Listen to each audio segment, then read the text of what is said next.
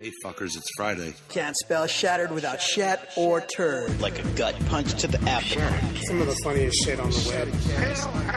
I call it a rock Fred. I like the cut of your jib, gentlemen. These 5 are the only protection we have. The best part of the show is the genuine Hasbro love. Good night, folks. And of course, Pat's weekly farts. Breaking news. It's very outside of the box. Nailed it. I love Friday. Bob's Bait and Tackle, now carrying Hasbro. They truly are your favorite podcast.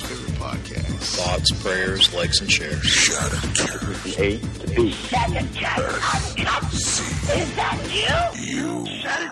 When are you going to bring Larry back? My favorite Star Wars podcast. Shattered cast on Like complete fuckers. Podcast is intended for mature audiences only, and its sole purpose is to entertain.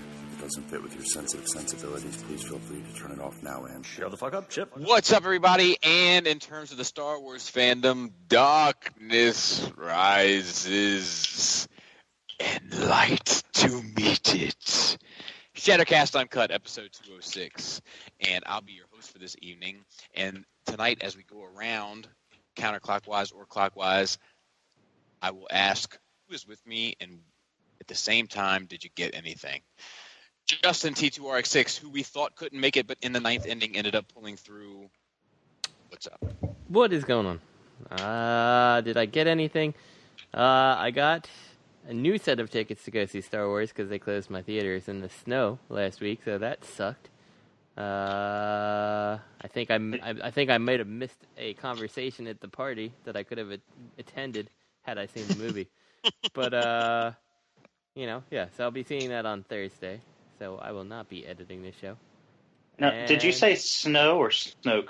Both. Okay. Just double checking. And I think, courtesy of Robert D, by way of not Bobby Skullface, because it was given to me by Pinkerton, I've got the MMC Cosmos to check out. Nice. Until somebody steps forward and actually claims it, even though Bobby said it's Robert D's. I'm just going to presume it's mine. And Yeah. I'm just kidding. Nothing wrong with that. And that's all I got. So, and I won't be on next week, but the week after I'll have some things. So You won't be on next week? no, I'm not around at all next week. Oh, it's so busy. You're so busy, Justin. I know. People like him. He's going back to Russia for Christmas. With all those kids and Yeah. I don't have any kids. I did see Justin this week at Rusmus, which I had a good time. And luckily not too much of a good time like I did at the Holidays Pinkerton party where my nuts came out at some point during the evening. And the cat. And the picture with the cat. And I cuddled with the cat a bit.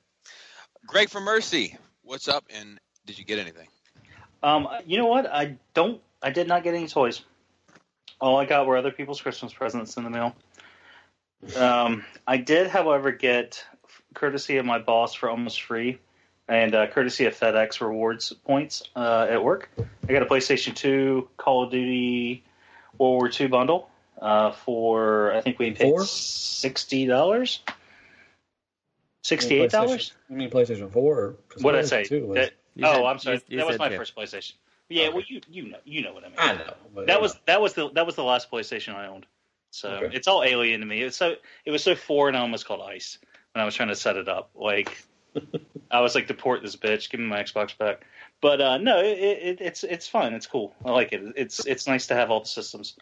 And I got a whole bunch of Star Wars tickets in the last week. But other than that, I didn't get any toys or much of anything at all. So, Fair enough. Yeah, that happened. Matthew D. Lux Baldwin. How are you? Hey, everybody. I'm doing fine. I did not get anything except I got banned from Xbox Live for 24 hours because I told a little kid to suck a dick. So I will not be playing Call of Duty for a fucking 24 hours. So fuck you little fucker. But I did pass all my classes in this semester. So yay. I'm going to graduate. So anyways. But yeah, that's it. Bobby, how are you doing and what'd you get? I am doing well, and I got, courtesy of Partsformer, I got some Walt Disney exclusive 3.75 Droid Factory sets, and I had the opportunity to look at the Dragon Ball Z Super Saiyan 3 Son Goku, courtesy of Andy, and then I got for myself KFC Stratotanker, which is trash, And I got for myself SH Figuarts Jedi Ray. I got SH Figuarts Praetorian Guard and BB4. I got Star Wars Black Series Rose. I'm sorry, is BB4, is that BB Hate? Is that his official name? No, BB Hate is BB9E. Okay. And BB4 is like a sand-colored BB unit. Oh, so he's BB, not Anakin, because he hates sand. Gotcha. And then, thanks to Robert D., I had the opportunity to look at the Iron Factory Fangs of Fury. Yeah. It's fine. Is that the Coneheads? Yeah, they're really well done. But I'm getting a bunch of stuff this week, so I'm excited. They're really well done and yet simultaneously fine, which is a weird little bit of business. Because of their scale? Yeah, their scale, and just the fact that they're legends, the fact that they got to have some sort of give in there, but for legends they're great. It's just I wish that legends wowed me a bit more than they actually do. Next week I should have a lot. Actually, I got a couple other things. Shout out to Cape Cod John. He actually got me a PlayArts Cod Venom. That's nice of him. Yeah, that was very kind of him. I was taken back. He actually got me a couple other things, like some little Star Wars ice trays and little kind of trinkets like that. Shout out. Wait. You made so much fun of me when I had all my Transformer little knickknacks like that, but you get fucking ice trays, and it's fucking funny. It's fine. To be fair, Matt, I would have never bought it. It'll be nice for the basement, because if somebody wants like a mixed drink, I can break out the Han and Carbonite ice cubes. Like, that's cool. But I would have never bought it for myself. But that shit will add up, man. You can make an argument, Matt, that that's the best kind of Christmas gift to get something they wouldn't buy for themselves. Hey, enough about the ice cubes. How are the birthday balloons? Are those good? Are those cool? I didn't get any birthday balloons. He got me like a deck of cards and like a couple little like. Oh yeah, that shit's gonna be awful. You're gonna have a bunch of shit on the side. It's nice. It was very nice. I got to hang out with Cape Cod John. We actually took a road trip, him and I, which is probably not exciting for him, but we had some conversation, and I actually really, really valued like a lot of good talks. And then I got to hang out with a bunch of guys on Saturday at Rusmus, so to speak. And I heard you were actually hanging out. That was good as well. Yeah, but that was at the Pinkerton Holidays party. I went too far. I went too far that night. Oh, you had 3 glasses of wine, not 2? Yeah.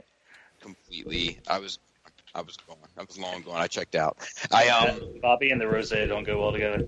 It's actually my favorite part is something that Adam filled me in. He said, "If you don't do those things for me, I'm going to get Laura." And my response to him was not out of fear that my wife would be angry at me, but my response was based on the fact that I thought that Laura would feel like she was missing out on them. So my verbal response was, "No, it's all right. She's seen them before." But all in all, it was a good time. My only regret is really like Baltimore Brandon's wife, I think, was in the room, and like that probably wasn't on her to do this that night, to see my nuts hanging out of my jeans. But other than that, she's a good girl too. Yeah, she's awesome. I'm a big fan of both of them. I wish they would be closer. Laura's been working on them, but it's. Yeah, I'm trying to think if there's anything else. We saw The Last Jedi. There was 21 of us, so we took up the whole back row, minus 2 people that sat in the middle, and our party split them side by side. So I felt a little bad for them. Really? Yeah. Why didn't they get up and move? Yeah, they were there before us. They had everything there. It's just. So you just descended on them like goons. Yeah. I hear you. What happened? That's a fact. But it was good. Shit happened. So let's get into this show. I'm anxious to talk about Transformers. I just recently kind of got my basement back in order. Really happy with how it looks. It's helped me realize what my collection needs to be. Like, I have to kill the past. It's the only way. I see what you did there. Wait, where's Robert at? Where's Robert? Robert D is. I don't think he ever gave us a legit answer as to why he couldn't make it. He couldn't make it. He did not. Hey, Bobby, you're sounding a little muffled. Am I? Can you take that ridiculous thing off? I'm just a child in a mask. Is that what you're saying? He looked like he was in a cave or something last night or something under the bed. I think Paul C had pointed out that he was under a bed last night. Yeah. I'm not sure if we'll get into Last Jedi tonight. I think Greg and I are chomping at the bit. Because for the first time, at least that I can remember, Greg and I are both defending a movie that seems to be hated.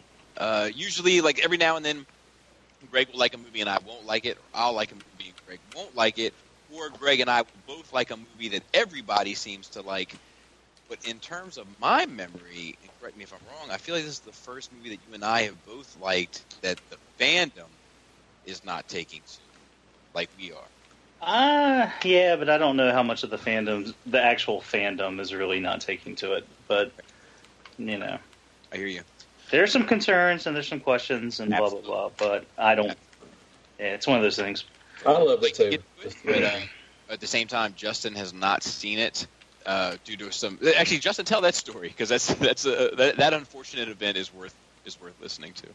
Well, I kind of went over it in the beginning, but we ended up getting snow in Delaware, and it started like at 2:00, and by the time like 5:00 rolled around, it was like actually really bad.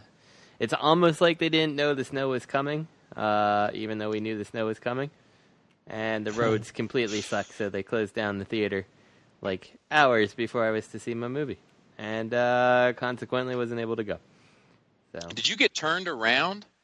No, fortunately, I found out they were closed beforehand and was able to call my sister and be like, yeah, you shouldn't even bother coming. It's not good conditions, and we can't get there anyway. So, Good. Next time.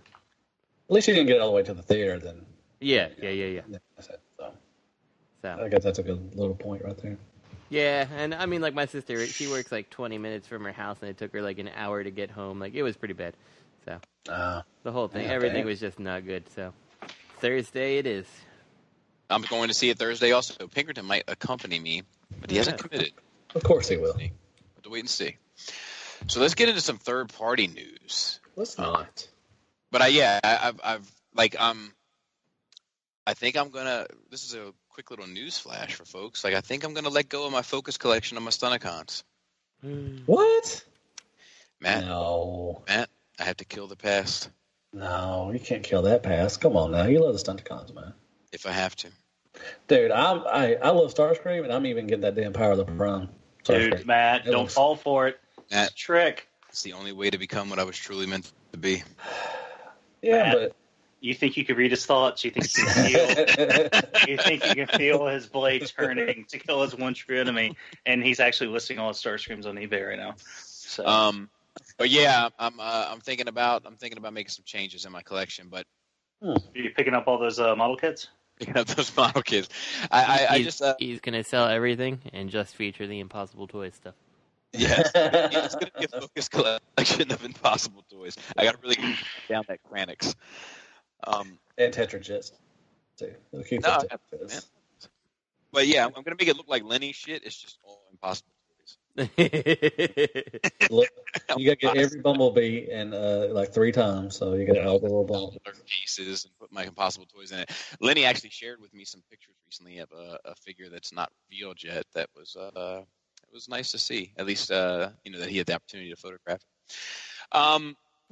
Flame Toys Star Saber prototype, looks like a Zeta Gundam to me. Beautiful. Is this what Star Saber looks like in the comics now, or like I don't understand? I think it's definitely within the spirit of the comics. I'm not sure if it's line for line, but it definitely makes me think of the comics. Does he transform? No. No. Damn. No. Because they got a Starscream too that looks pretty fucking sweet. And I didn't think they transformed because they look. Need that Starscream, Matt. I'm getting it. I'm definitely getting it. I may get this too. This looks fucking pretty. Amazing. Wait, is that Starscream? That's a model kit though. Is it? Yeah, it's coming up. It's coming up. It's coming up. Really? Oh, yeah. I didn't know it was a model kit. It's coming up. I'll still get it. So you better get this party started. But it's when you got to paint, though. I think I'm pretty sure. Hey, we'll cross that. We'll cross that bridge when we get to it. We'll project that. We'll project that when we get to it. So this don't transform. It does. Yeah, it looks like a Gundam kit. Yep. It's the most Gundam-looking Gundam I've ever seen. So I don't know. I don't know if that's what he looks like, but it doesn't really do anything for me. It's cool looking. It's cool looking, but it's Gundam. I mean, that's all it is. I feel like you could pick like almost any Gundam kit off the shelf, paint it in Star Saber colors, and be like, yeah, it's Star Saber. Would you say though, in the same breath, just to be fair, honest, and true to ourselves, I'm bringing that back. Would you say that Star Saber is more of a Gundam style? He absolutely is. But the thing is, when you have a kit like this that doesn't transform and just looks like this, I'm like, well, there's absolutely no difference. You know, like Gundams, most of them don't transform. Star Saber does. You know? Yeah. I looked, and that is pretty much what he looks like in the book. Okay, that's good. Yeah, I mean, well, it seems like they're going for a comic. Yeah, take. I mean, if that's what he's going for, that's fine. It looks great. It's no place in my collection. That's all. Justin gives it his seal of approval. No, I mean it's like Beast Wars stuff. Like if you're into it, there you go. I hear you. I get it. I'm just saying, like, I think, like, so, right, just for the sake of discussion, like, I think that, like, I can look at one of these Beast Wars statues and I can be like, it looks just like it should, and good on them, but ultimately, I think it's a poor design, right? Sure. But this, I think it looks just like it should, and I think the design is cool. It's not necessarily the design that works for my collection, but I dig the design. So let me ask this question: so if people only collected this stuff like this and statues and all that stuff and everything that didn't transform, would they be considered Transformer collectors? I guess that's a good question. Well, see, that's the thing, though.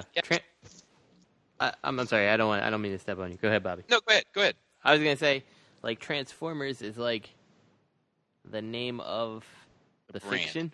Yeah. So, like, you know, there are Transformers in there that don't transform necessarily. You know, I think it makes it less interesting if they were a bunch of things that didn't transform and were called the Transformers. But, you know. I don't consider them Transformer collectors because I mean, yeah, it is the name of the brand, but they're Transformers. I feel like you're thinking of Transformers as a noun or as a verb instead of a noun. Yeah, I'm considered as a verb. Well, I mean, because I've always considered that as a Transformer. As a Transformer collector, as we all are, okay, you want stuff that transform. And I'm just playing devil's advocate. Right? Yeah. No, I understand that. Are the Quintessons Transformers? Good point. Yeah, if somebody collected like nothing but Transformers statues and Transformers posters and all the different releases of the movie and the G1 series, and I'm sitting here looking at my masterpiece figures, like I would be pretty hard pressed to judge whether the other person was a Transformers collector. Right. Like I would have to reevaluate my life. Agreed. Before I did that. Okay, I just put that out there. Just no. I think it's a decent. I wonder. I just wonder if there's collectors out there like that don't collect stuff that transforms.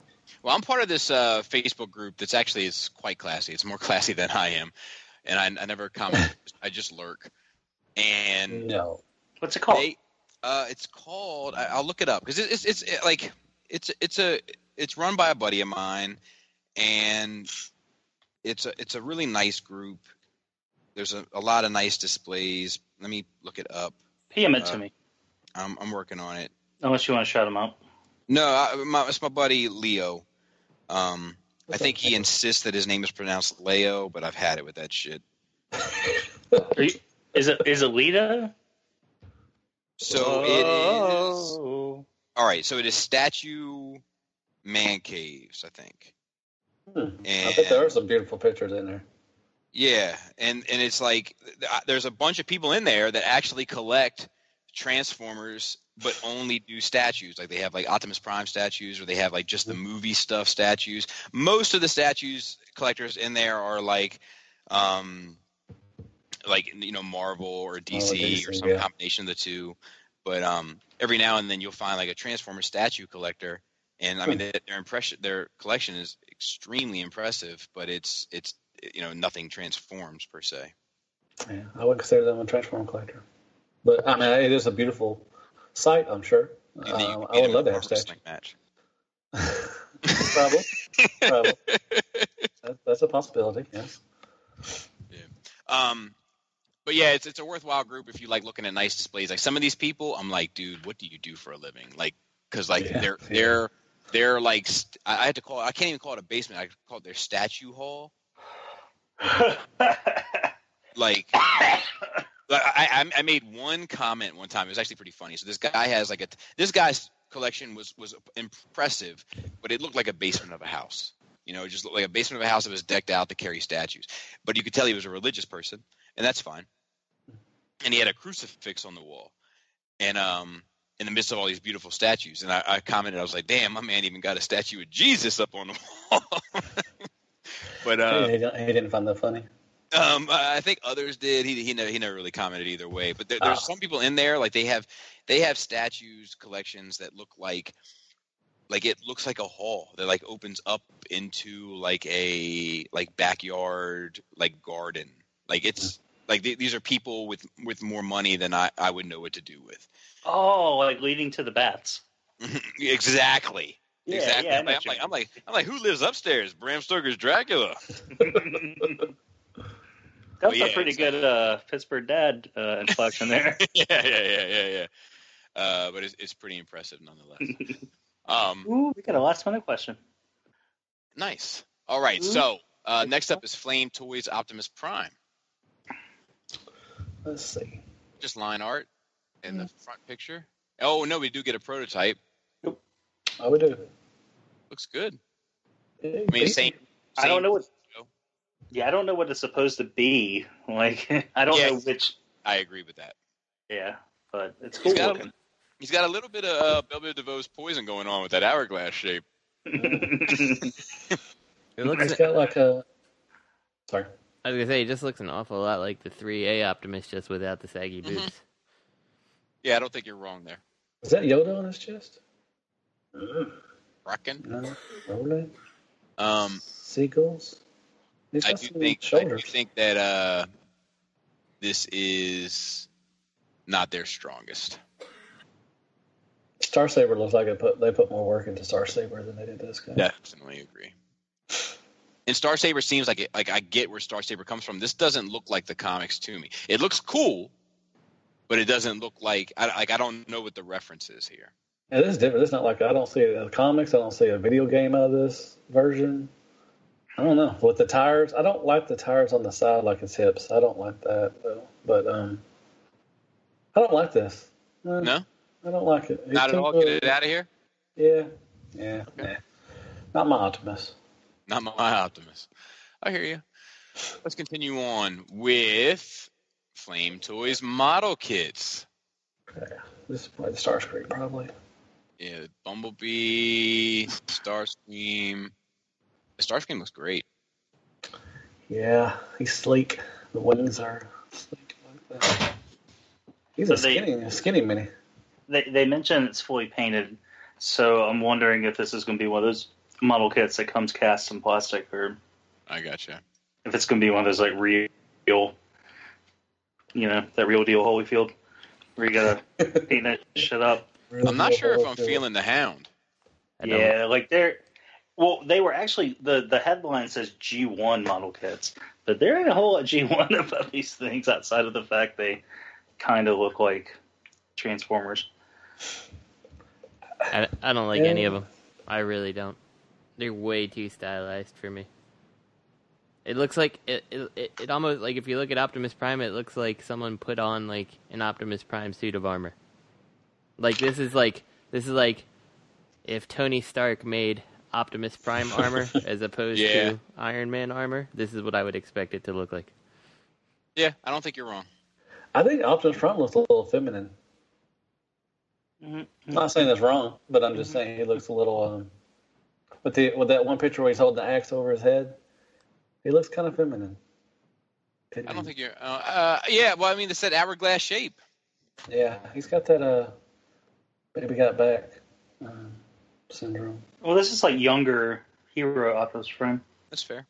You know? Okay. Can I give you a piece of advice, though, Matt? What's that? Never, and I mean never, trust a big butt and a smile. No, you never do that, man. You know why? Bitch is poison. It's poison.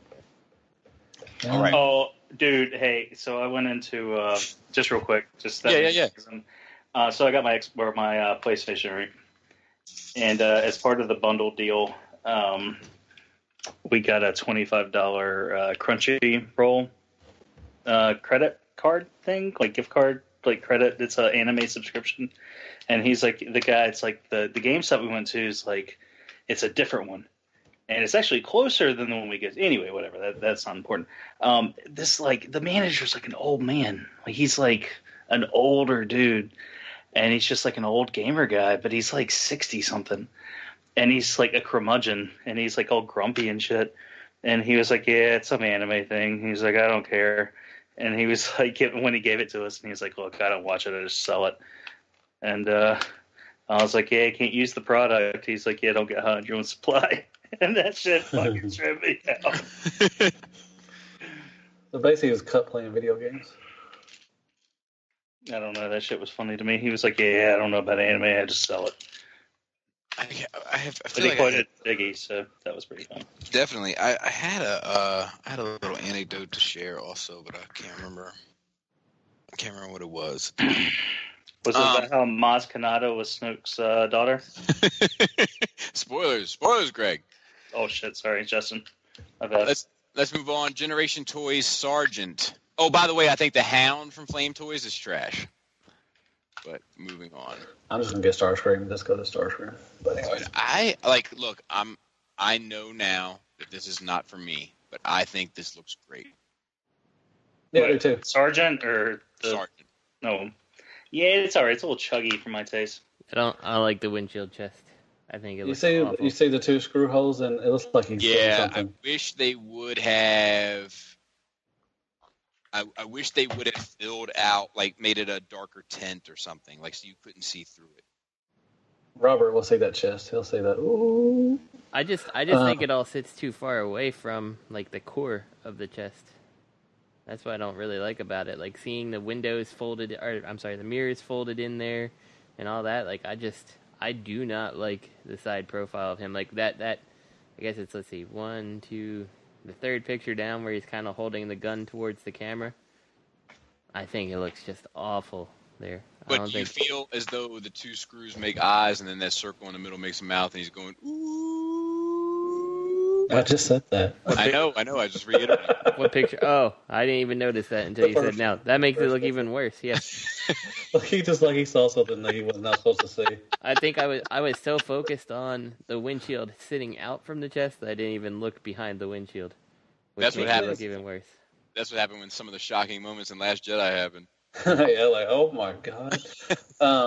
I can't see his mouth in the first picture, but then you see his mouth in the other one. I don't like that mouth. I don't like the expression.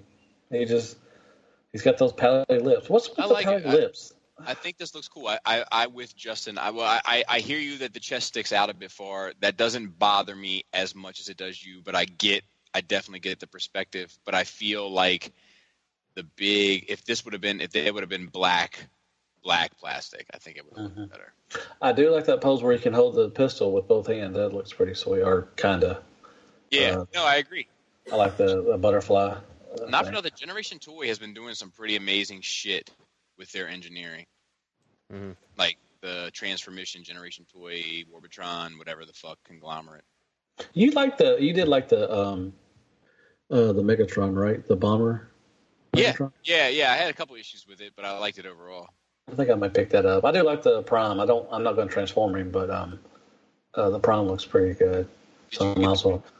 I did get the Prime. I had not got the Megatron yet. See, that would be a good Detox display, just the two of them. Why don't you like the World Within? I think they're just a little small. I think they're just. Is that Prime bigger then? Yeah, he may be. Yeah, he is. Okay, I'll have to get the Megatron. But anyways, I like it. It looks good. Like I do like the windshield was, because that fucking facial expression is killing me. But I do. If it was a little blacker tint, that would have been cool. But it looks really good. I like it. Yeah. The vehicle mode looks pretty good too. This makes me disappointed that I'm not in on this type of shit anymore, because this looks like fun. So you're really done with the? Wow. Yeah, I'm just mainlining, man. Like, I'm gonna wait for the Zeta kind of approach, and So now, are you done with like you said you're going to trim down your Constructicons? Are you Stunticons? Are you not going to get Zeta Aerobots and the Fans Toys Aerobots? No. I'm getting both of those. Oh, okay. I'm getting both. I guess you'll just have to tell me later what you're trimming down. I don't quite understand what you're going to do. So basically when I see something like this that I know aesthetically doesn't match my collection, before I would just get it and then I'd be like, fuck, I'll find a place for it later because I love combiner teams. And now I'm just not doing that. Oh, okay, gotcha. Yeah. Okay. Yeah, I think there's enough wrong with the whole set that I'm just not even interested. You can't. Yeah. Yeah. It's a big commitment, you know. It's not just one purchase; it's the 5, you know. I want a G1 Defensor. I mean, I know this is G1, but it's stylized. I get it, but this, to be honest, I like that they're doing this. Like, I don't know if I want a G1 from them. You know, I like everybody having their own little lane and their own little pocket. Okay. He's got some. He can pose. He's got some good posability. Yeah, I mean, it looks great. I don't have any complaints about it. I think other than I wish that the plastic for the chest, for the windows, were darker. Moving on, we have kind of the big third-party reveal of the week. This GigaPower tease of SkyLynx and Overlord. Flywheels? Is that what that's supposed to be? I think it's Overlord. I thought it was Overlord also. I don't care. Fuck about that. I'm more happy about the SkyLynx. He's gonna be a big fella too. Yeah, I mean that's if I'm very, it has my attention. Yeah, I posted it on our webpage. I was like, I hope this is real. Yeah. Now, did you think it was Overlord? Because I just looking at it, thought it was Flywheels. Is it Flywheels? Okay, I'm sorry. I thought it was Overlord. Well, I don't know. My first impressions were Overlord, but I don't know. I'll be the first one to admit I have no fucking idea. The gun looks very Overlord to me. Yeah, that's the reason why I thought it was too. I thought there was another picture of the other one, but maybe I'm mistaken. I just saw it over the weekend and I wasn't really paying attention. No, there's only 2 pictures. They showed the SkyLynx and that one. Oh, well, you know what? Fuck me, Ryan. But I'm up for it. Give me what you got. Let me see it. Yeah, but how long we have to wait for it? I mean, how long have they taken on their Dinobots? I mean, how long is it going to take to get fucking SkyLynx out? Shit. Well, the beauty of that, just to play devil's advocate, is that, who knows, maybe between the time that they tease this blurred picture and the time that it's released, we get 2 other ones announced, and we can then make a different decision. Yeah, that's true. Or stick with this one, depending on the options. You think there's going to be a SkyLynx war now? I don't know. I think a lot of us out there have heard rumors about other companies attempting a SkyLynx. The thing with this one is Giga has a tendency to kind of go crazy with the line work, and the shuttle looks very smooth to me, even though it's very blurred and all pixelated. That. It still looks like it was done in that vein of a more smooth aesthetic. So I'm interested to see what they have in store, because I don't hate, contrary to popular belief, I don't hate GigaPower at all. I'm just waiting for them to make something that works for me, and I think this might be it, to be honest. Well, who do y'all think? What company would y'all want to make a SkyLynx? I mean, I know people are going to say Fans Toys, but dude, to be honest with you, I'm okay with Giga doing it. So here's my view on that. I like a little bit of line work, like what Fans Toys is doing with their aerial bots. That's the amount of line work that I like on a figure. But I feel like Giga goes a little overboard. That being said, I feel like the bigger the bot is, the more the line work looks good, because it makes it look larger to me. So I'm very curious about the SkyLynx. They have my complete and utter attention. Cool. So the question is, what percent? With them having your attention, if Fans Toys announces it, do they lose your attention? Probably. It's kind of how I feel. But I'll say this: Fans Toys would be the only one. Right. If anybody else were to approach a SkyLynx, I'd have to compare it against the Giga when the Giga images are finally released, because I want some GigaPower shit in my collection, legit, I really do. I just need it to be something that makes sense for my collection, and this has a good opportunity. And Fans Toys has a lot on their plate already. RC and Blitzwing and Trailbreaker, potentially Hoist and potentially Hot Rod and the aerial bots, and you know what I mean? Like, they have a lot going on. Like, Giga hasn't announced anything past the Dinobots.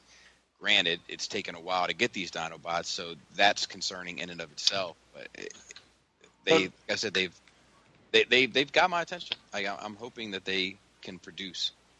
I mean, don't we know that this isn't their main gig? Like, they got something else going on? Yeah, that's the rumor. So they don't need that. They don't really need the money. So it's like, hey. Correct. They're bread and butter. Yeah, but then don't put out pictures in. Don't put out stuff like that to get us excited, and then say, "Well, we got a side project, so other stuff to do." Like, well, then don't put that shit out then. These are their side projects from. Yeah, Transformers are their side project. Well, I'm just saying. Okay, so don't. If you have a main thing that you're doing, don't tease us with your side project stuff. Well, they have review samples of their sludge going out right now, and they have the Swoop prototype, and they have the Grimlock render ready to go. Somebody I think they're. Do you think you're going to get a review sample of Sludge? And I said, I'd probably doubt it. But it's funny because like they hated me, like they hated me after that Slag review. But then they didn't hate me after they saw that I was that I was very critical of Weird Wolf. They were like, oh, he's just an asshole about everything. Pretty much. Yeah. So yeah, I'm like, and that's how I feel. Like, I don't hate GigaPower one bit. I Why is it that people think that you hate the company if you just didn't like one of their figures? I mean, I don't know. And I loved their other one. Like I'm 50-50 with them. They've had 2 releases, and I've loved half of them. What happened to having your own opinion? Well, there's a mentality, and I don't know if this really.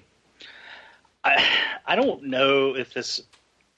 How much this really even involves Bobby, but like, there are people that like go on the GigaPower page and just troll, like with and their posts on TFW too, and they just troll with pictures of Fans Toys Dinobots and like just negative ass comments like about Fans Toys to the point where they pulled their shit for like a year off TFW, and they don't post on their Facebook page anymore. Because, like, if you read through the threads, it's just like, my fans' toys, and people, like, drop pictures. Like it's some sort of a fucking war. Like, and there may be, like, some beef, but it's not up to fucking Joe cocksucker in fucking Anaheim, California to bend over. Yeah, pick up the torch and, like, well, exactly. be an internet soldier. It's it's obnoxious. Like, because neither one of those companies is going to pick up your mortgage if you're $50 short. Exactly. Just being dickheads. But yeah, I'm very, very, very interested. All right, I think before we move on there, I'm real excited to see someone take a crack at Duocons. Like, it's not much of a picture they've shown us, but like, this is something I've been asking for years now. Doesn't that look like a Duocon to you? Which one? The one I said. Oh, the second one. Yeah, the second one. Yeah. Yeah, they think it's Overlord. I mean, I don't know. I didn't even think about Overlord, but it looked like a Duocon to me. If it's Overlord, then that's less interesting. If it's a Duocon, like, come on, this is your chance to make a Duocon that's awesome. But I guess it could be Overlord, and that dampens my spirits if that's true. So. Yeah. Well, if you do get the Duocons, would you want them to do the gimmick, or would you want them just to, I just want them to be, you make for Flywheels, the tank makes a nice pair of, pants, right? And the Jet makes a nice, abdomen up, and I can just plug them in together. That's the Luke Skywalker pants or the the high riser belt. That's not a spoiler. You've seen pictures.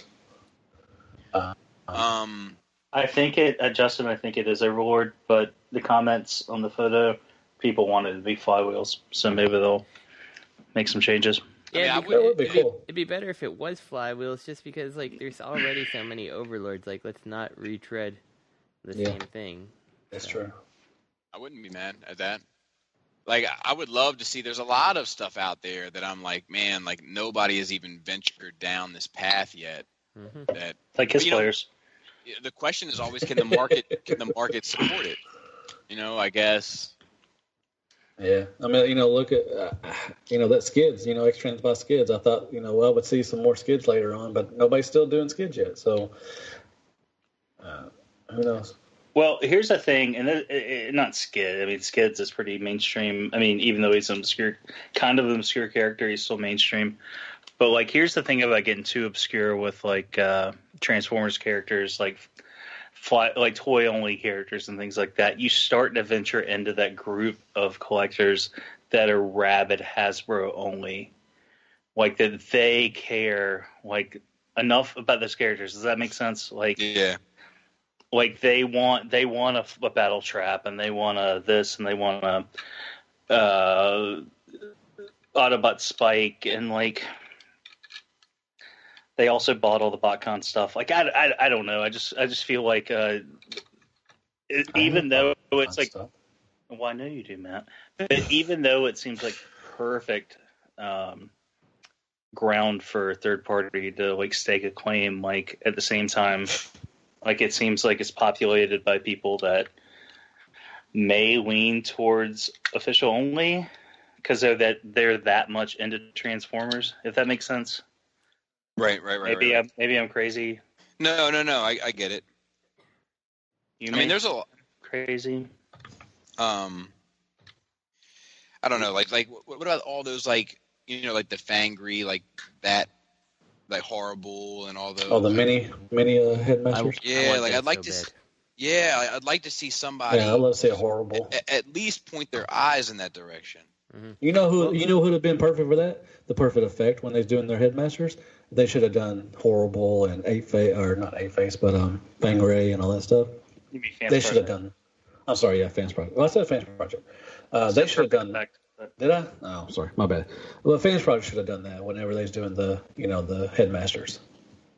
Just saying. I agree, and they actually did have a thing for Minerva, and it looked like trash, to be honest. But yeah, they were doing that, and honestly, like I wouldn't even be opposed to them making the Headmaster Juniors on that smaller scale because they were smaller, like they were much smaller than the regular Headmaster. So like I really have no problems with them releasing that scale, but whatever.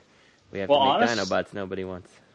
Honestly, I hope Fans Hobby, like after their Genrai, like I hope they expand into some of that territory because they seem like the chosen one. I think Fans Hobby is a great company. I mean, they got that power base coming out, the Optimus. It looks fucking beautiful. The old Overlord's kind of but what they put out so far is really good, in my opinion. And I hope they put out some, and they're going different ways. They're going, with different things. They're not just sticking to one thing. They're going different ways with other stuff. So I like Fans Hobby. I think they're a really good company. I like the Overlord. I feel like they're the soldier out there on the battle that's flanking the sides, and like they're taking out all the guys like in the farmhouse. Matt, you're playing Call of Duty, yeah. Those the paratroopers. They're like the paratroopers, man.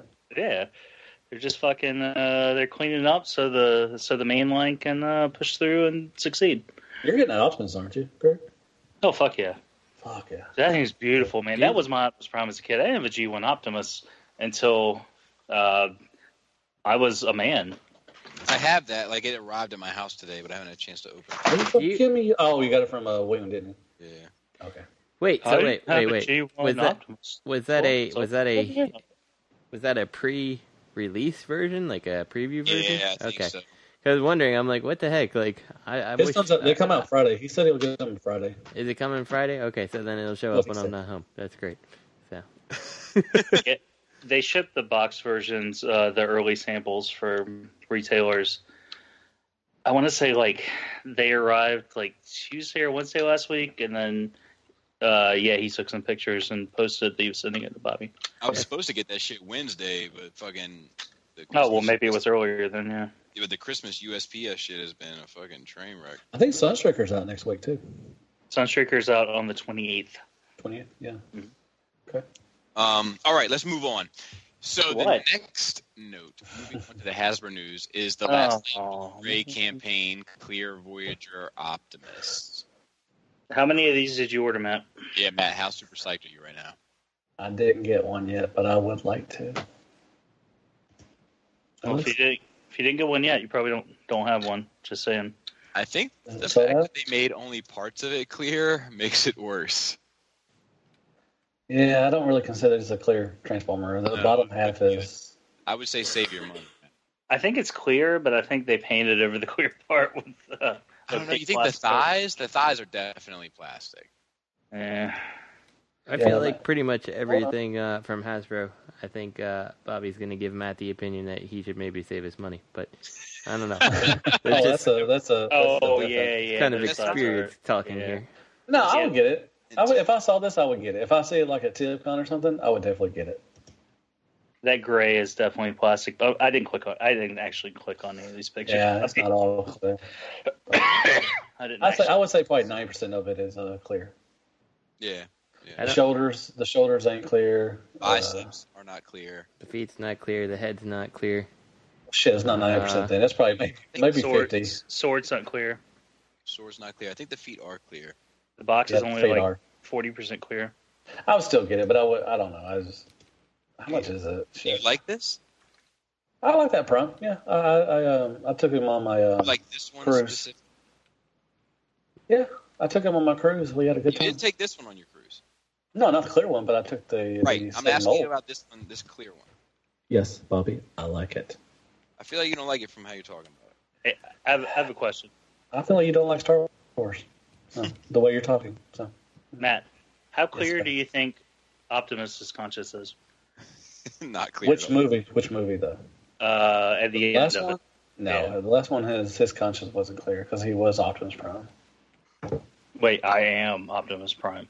Yes. He said that. He definitely said it 13 times, I think. Well, no, I was thinking about the leader class toy from. I know what you're talking about, Greg. I am Optimus Prime. Shut the fuck up. Try to watch anybody's review on that and see how many times it just talks the whole time. His eyes are glowing green like some 80s toy robot. It's like, what the fuck? That was the most pointless electronic gimmick ever. Speaking of 80s toy robots, I don't know if anybody else saw. I think I posted it in the chat, but for all the listeners out there, that Toys That Made Us documentary series hits Netflix, I think, on the 28th also. Something like that. It's pretty soon. So, before it turns 2018, it's on Netflix. So. That's cool. Might be the 22nd. I don't remember. I can't remember, but it's very soon. Which is pretty exciting. On. We have Takara Legends. Wait, one thing. If I do see this, I will get it, but I'm not going to order it. So let's move on. I wouldn't get it. Well, there he is. Oh my God, Robert D. Man, hold on one second. Look at that. So anticlimactic. How are you going to get on and then tell us to hold on a second? Are you kidding me, dude? Dinner came. Hold on, man. All right.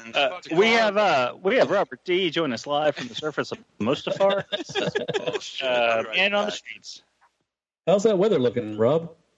Lots of lava, Matt. Lots of lava. It's very hot. Moving on, we have Takara Legends G2 Megatron. We'll have silly stickers. Oh. So it says here, Takara told me I have uploaded the instructions for several upcoming Transformer toy releases to the site. Among those are the instructions for the February Legends figures, Windblade, Pounce, and Wingspan, the G2 Megatron, and we wanted to call attention to something that T2FW 2005 member Perez spotted when looking at Generation 2 Megatron instructions.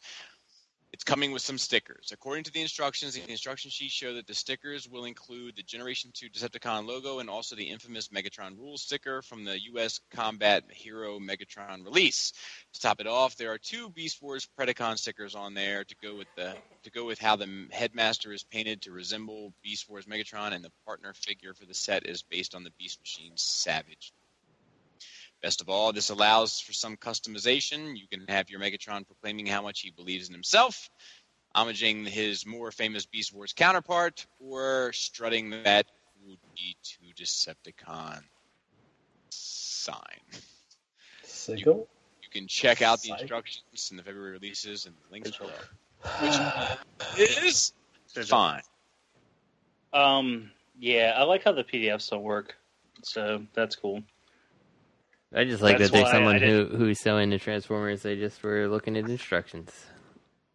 Well, I clicked on it to see if there's anything more interesting to add to this silly business, but they wouldn't. They loaded to a blank page. So I love Tempo stickers or Tempo, whatever the fuck you want to call them. I'm set on those now. I don't really like the stickers that Hasbro does. well, yeah, like if Megatron rules. Right, like if he rules, like if he honestly believes he rules, why does that have to be a sticker? It should be a tampo, right? Well, I want to know why they have to put fucking stickers over molded different detailed plastic because it just it looks terrible. See, that's the thing. I can go either way on the stickers. Like I think the stickers that came with the '80s toys, I mean. To an extent, they were an endearing thing. Most of them are trash by this point in time. But, they added something to the toy. And I think stickers are a useful way of adding a little bit to the toy without, necessarily needing to paint every little piece and kind of customize it a little to your liking. And Robert's back on because I hear myself. And... I lost my train of thought. It's like Murphy's Law for me, man. I'm sorry.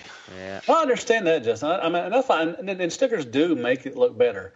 But I'm just talking mainly about the top return stuff. They put stickers over detailed plastic, and it just sunk in, and it looked cheap. I agree. That looks stupid. And in that case, it should be tampos on those types of parts. But yeah. I mean, like I'm all for something like the Megatron rules, and if you want G2 or Decepticon logos, whatever. So it gives you the options, and that's really good. And that's the thing, like what you said, like the thing to me is like don't put those stickers on for me. Let me put them on. So if I think that it's gonna look bad on the wing, at least I don't have to put it on, or I can, cut the sticker. So over certain detailed stuff, it fits better, or looks nicer, or whatever. But some of them did that. Like I can't offhand. I can't something, but sometimes they would just add the stickers in there, and you put them on there. And if you don't, you don't. So. Yeah. Hey, just real quick, just when everyone's done, can I do a little PSA about additions and toys these days? No. I think Matt will appreciate it, and I think Bobby will appreciate it, and I think Justin might appreciate it, and I think Robert's probably going to talk over me. Okay, go. I haven't talked over you all show. Yeah, because you haven't been on the show. Okay. So, I still haven't talked over you. Do you guys remember when G.I. Can we start over? Okay. In 5, 4, it's on you, Bobby. 3, 2. Yeah, it's on you, Bobby. So, remember when G.I. Joe used to come with those little, the little makeup things? Like the army? So how are you, Greg? Good. What'd you get this week, Robert D? No, but I got a Rock Lord from Justin. Mm-hmm. And it looks like a testicle. Are you talking? What did you have to throw on makeup? You, Robert, DeGianni, and Dunn. So, do you remember? They used to come, like the GI Joe toys used to come with those little tubes of like the face paint. Like so you could like camouflage yourself and shit. Yeah. Like that encouraged kids to like go outside and fucking play. You know what I mean? And like actually like act out like their you're things. Right. And like I guess now it's like dolls come with makeup and make kids want to act and you snowflakes. But like it made kids go out and want to play and like act out like what they were doing with their toys. And then all of a sudden in the 90s they started coming with like CDs and DVDs and like shit like that.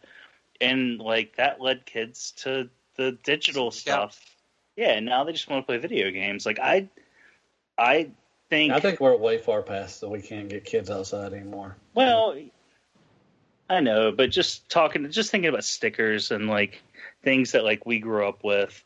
Yeah. Like if there was something they could include with modern toys to like engage kids on other levels. Slime. Like porn. Yeah, now it's all just like scan this thing to add it to your app, Yeah, and then play this game on your phone. And then kids are only buying Transformers just so they can add characters to their stupid pay-to-play video game. It's physical DLC. Yeah. Justin also got me a Lockdown. I'm not sure what Lockdown it is. Classics. Classics Lockdown. It's That's a good Hunt for the Decepticons or whatever it came out in. Oh, okay. Yeah, that's a really good toy. That's like a leader class toy at deluxe pricing. Mm-hmm. Back when Transformers were good. And Robert. Moving on, we have Studio Series, Optimus, Starscream, Ratchet, and Crowbar.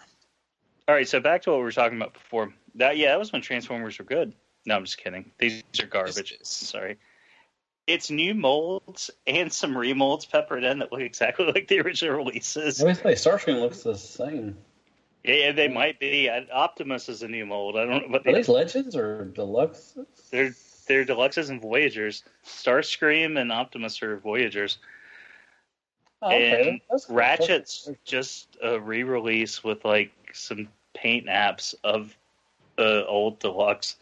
And Crowbar is whatever he was before with some longer dreadlocks. Yeah, this is trash line. It's like, how can we keep the shelves clogged with movie toys when we don't have a movie out? I want to. Oh. So when you talk about flame toys, did you come up with a little funny catchphrase for saying flame toys? We didn't. I'll be honest, I considered mentioning it, but we didn't. Oh, okay. Flame toys. Flame toys. Well, see, we have a space to compete with when we're talking about hot toys. You know? Yeah. Very similar. Hot toys. We don't want to confuse the listener. I think RLC did Hot Toys. They made a little thing for theirs. Hmm. Hey, Robert. Bobby, long time no speak. California style. I know. Bobby, long time no speak. I know, Robert. We should be talking more often. Let's move on to statue You news. know who needs to talk less often though during the show. I'm sorry, Robert. Me. I'm sorry. Super fans group the last night wall sculpture. I like it. I like them. They look beautiful. No, mad at me. Not no, these. I'm not mad at you at all. I can't get behind these, but I can get behind these, like this style. Like it's like a 5-year-old's room. Like I could do this in my room. I'd be all right with it. Are they priced for 5-year-olds? What are they? $5, $6, $7? No way. $500. $17.99. No, yeah, I'm gonna guess they're at least $100, if not more. They don't say how much. They are. That's how they get you. I like the 3D thing. Like they're coming out at you. With light up features and everything. Okay, $18.99. So like kind of 3D, kind of 2D. It's like a kid did clay. You know, it's like a shitty ass sculpture. But these ain't shitty ass sculptures, are they? They're decent. They're probably hollow. I think Megatron looks cool because it looks like he's climbing out of the frame, and Optimus, he looks like a dumbass. He doesn't look good. I think he looks heroic. If you look at it, his waist is off kilter to his pelvis. You know, he's turned sideways. He's like standing. He's kind of smushed in a window with his arm uncomfortably hanging out. Megatron's like, I'm coming to get you. Bumblebees out there like that. I like it. I like them. And if I had wall space, I would think about getting these. You got detail space. You got detail space. And then the next one is Concept Zone, The Last Night Optimus. How many Optimus statues do we need? Yeah, this is better. This is significantly better. That looks fucking beautiful. Then what, though? Then what we just looked at. Oh, yeah.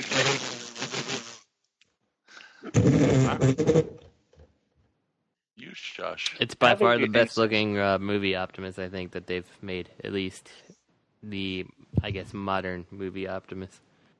Yeah. Yeah, it looks good. You see the little happy gray alien in his tummy? He's not happy. He's blowing you kisses. Mwah, mwah. Yeah. How big do you think this is? Like 3 feet, 4 feet, looking from this picture? I think he's 5'6". God. Wait, isn't that how tall you are? No, I'm shorter than that. Oh. He's probably... It looks like a catfish. Shout out to JC. What's that thing on the right? Is that a predator? Or I'm sorry, not alien. Is that alien back there on the one picture where he's full body? Yes. Damn, that says $50. Shit. He's probably might be like 2 inches tall. He's probably 2 feet, maybe. I don't know. That could be Michael Bay's Ravage on the right side there. Not necessarily Alien. I like how Matt asked what property was that beside him. And he's like, oh, yeah, he's probably 2 feet. Oh, it's Boo Toys. Hey, Boo. I'm your boo. I'm your boo. Man, it's a really uneventful Boo can do. week. I also got the Coneheads. They're on their way back to you. Oh, you could change the DNA of Star Wars and not give a flying fuck. Scott, Robert, I'm not talking to you about Star Wars until you've seen it. Sorry, Greg. I mean, Bobby. I mean, it's silly. It's a silly. You're right. It is a silly argument to provide after I said what I said. Don't spoil anything either. Just Bobby. So, Bobby, don't feel bad because Robert hit me up after the show last week asking for spoilers. We talked on the phone while I was cuddled up in bed. No doubt. So let's move into our discussion. No doubt. Yeah, he said no doubt. Like, yeah, I don't doubt you guys had sweet nothings after the show last week. No, I think he means like no doubt. He hit you up for the information because he wouldn't see the movie. Oh, like no diggity. Oh, yeah, I got you. Yeah. Like Little Penny. Yeah, I got you. Do we still get pleasure from buying toys, or are we just buying it to buy? I personally get pleasure from buying toys still, definitely. However, when I'm in a drought, I will admit my finger hovers over that buy it now button more often than when it's not a drought. And like, I feel like we're heading into an early drought this year. Does anybody else feel that? I've been in a drought. Like, I feel like the drought doesn't usually hit until like the mid to late January, and I feel like it's already hit. Really? Do. Let's see what's coming out. We got Power Master Prime is hitting this week. You're not getting that, are you? No, I got it here at the house, but I haven't had a chance to open it yet. Oh, good. Sunstreaker's out next week. You got Sunstreaker. Hey, are we having a drought? Are we having a drought because you're not buying anything, or is there just a drought? That's fair. That might be the case, man. I'm definitely open to that as an idea. Okay, Sunstreaker's hitting. I know that Tony Chi has him, right? Which is kind of weird. It's like you already have them, but I forget where I pre-ordered from. The same place Greg did, and it's like it hasn't shipped yet. Tony Chi can't sell them though because the release date's not until the 28th. So he's holding it. Yeah, he's got it, but he's got to hold on to it. Yeah, a lot of retailers get that shit early. You got what else is coming out? Apparently, Megatron, the Beast Wars is not Beast Wars. Megatron, Dinobot should be coming soon, right? No, that's next summer. Dinobot. Maybe there's a fucking drought. Well, hold on. What do I have coming? Because a lot of the shit I'm waiting on is already out, like Apache, Ray. Because it's with Sunstreaker. The Power Master Optimus Prime. Yeah.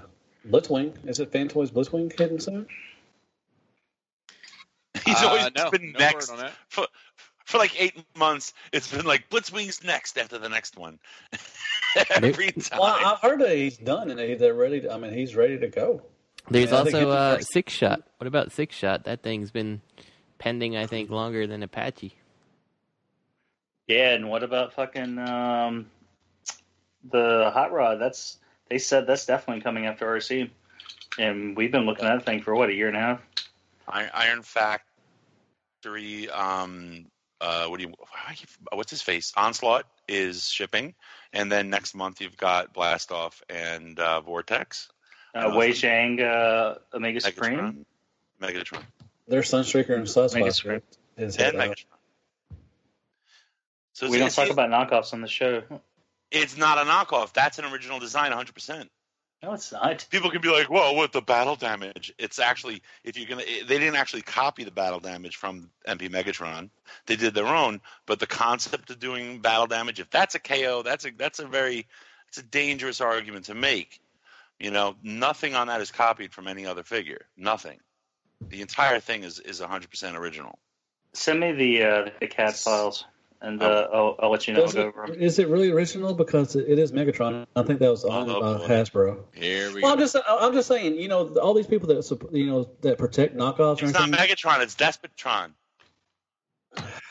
Yeah, but if it walks like a Megatron, it looks like Megatron, and it smells like Megatron, it's Megatron. So it actually is a stolen. It's a knockoff. But anyway, it's their original design, though. It is. It's not original design. They just copied it from Despotron, as Robert just said. I mean, it's not original. Quit saying it's fucking original. It's not original. No, he's saying you're talking about two different things. He's not saying that the character of Megatron is original, Matt. He's saying that the engineering and design of this product is original. Oh, I thought you just said they took something from Despotron. I'm sorry. No, I was just fucking with Matt saying it was a Megatron. So do I get pleasure out of buying it's not a KO. It's not a KO. I mean, if you watch any of the videos that are out there, the transformations, you see none of it moves at all as smoothly. It doesn't move at all like any of the other Megatrons. It doesn't transform like them either. Your kid in the background's calling you a liar. She's going, liar!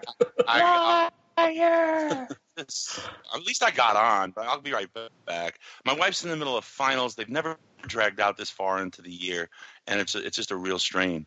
You know, I mean, look at this. You know, like I got the kids out there, and she's still dealing with finals. It's so much of a fucking strain She's on like everyone. But back there drowning in lava. She's like, no, I hate you. that baby's suffocating. 5 minutes. All right, just give me a minute. I'll be right back.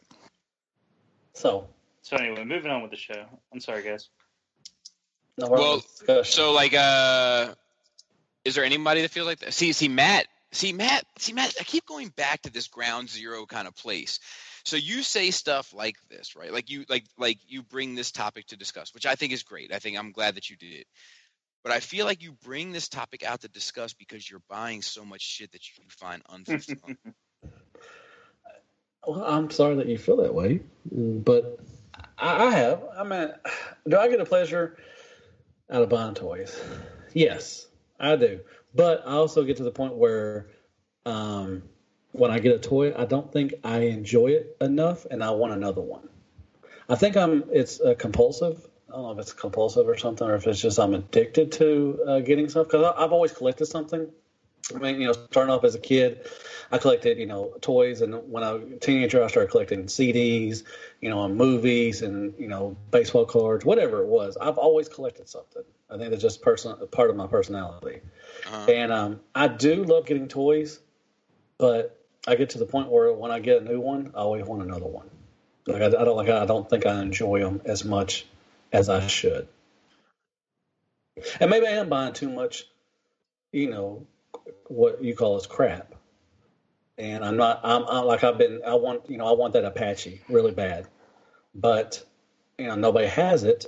But and right now I'm trying to sell stuff just to get it, because I don't want some of the stuff I have that I've bought in the past, and it doesn't bring me pleasure like it used to. Like I used to, I would buy everything I wanted. I mean, anything that had Transformers, I bought shampoo, Easter eggs, like whatever had Transformers on, I bought it.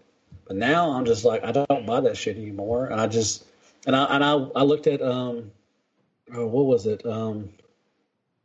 Some of the Power of the Prime stuff, or some of the movie stuff. I've been saying to my wife that I wanted that Megatron, that later class Megatron. But now every time I go by and I look at it, I don't get it. I just look at it and I'm like, I really don't need this. Because I mean, it's not gonna bring me pleasure like if I want to get like something like Fans Toy Apache or something. Right. So I think what you and Robert have said, take that $50 and put it into a jar and get stuff that you really would appreciate. So. I think you're right. Anybody else? What about you, Justin? I mean, I definitely have picked up stuff for the sake of picking up things, and then later, in the moment I enjoy it, and then it just goes and sits in a box somewhere,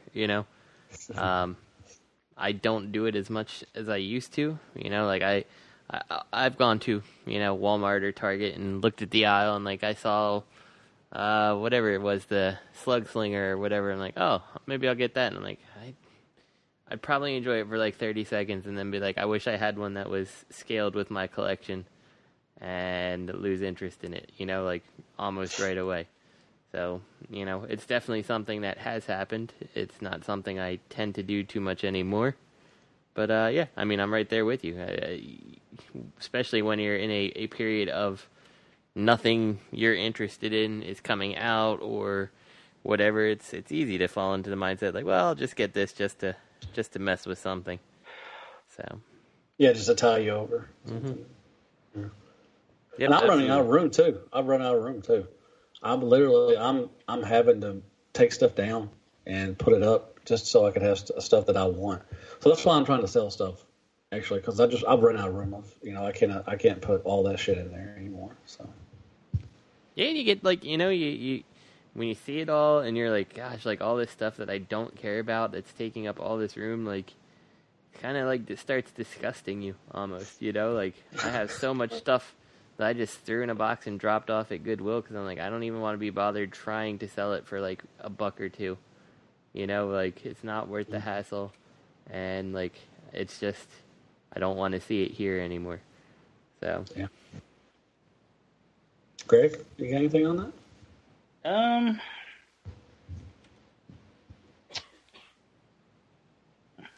don't know. I mean, I still enjoy buying, like, I kind of stopped buying stuff that I don't really enjoy. Like, I kind of stopped buying just to buy.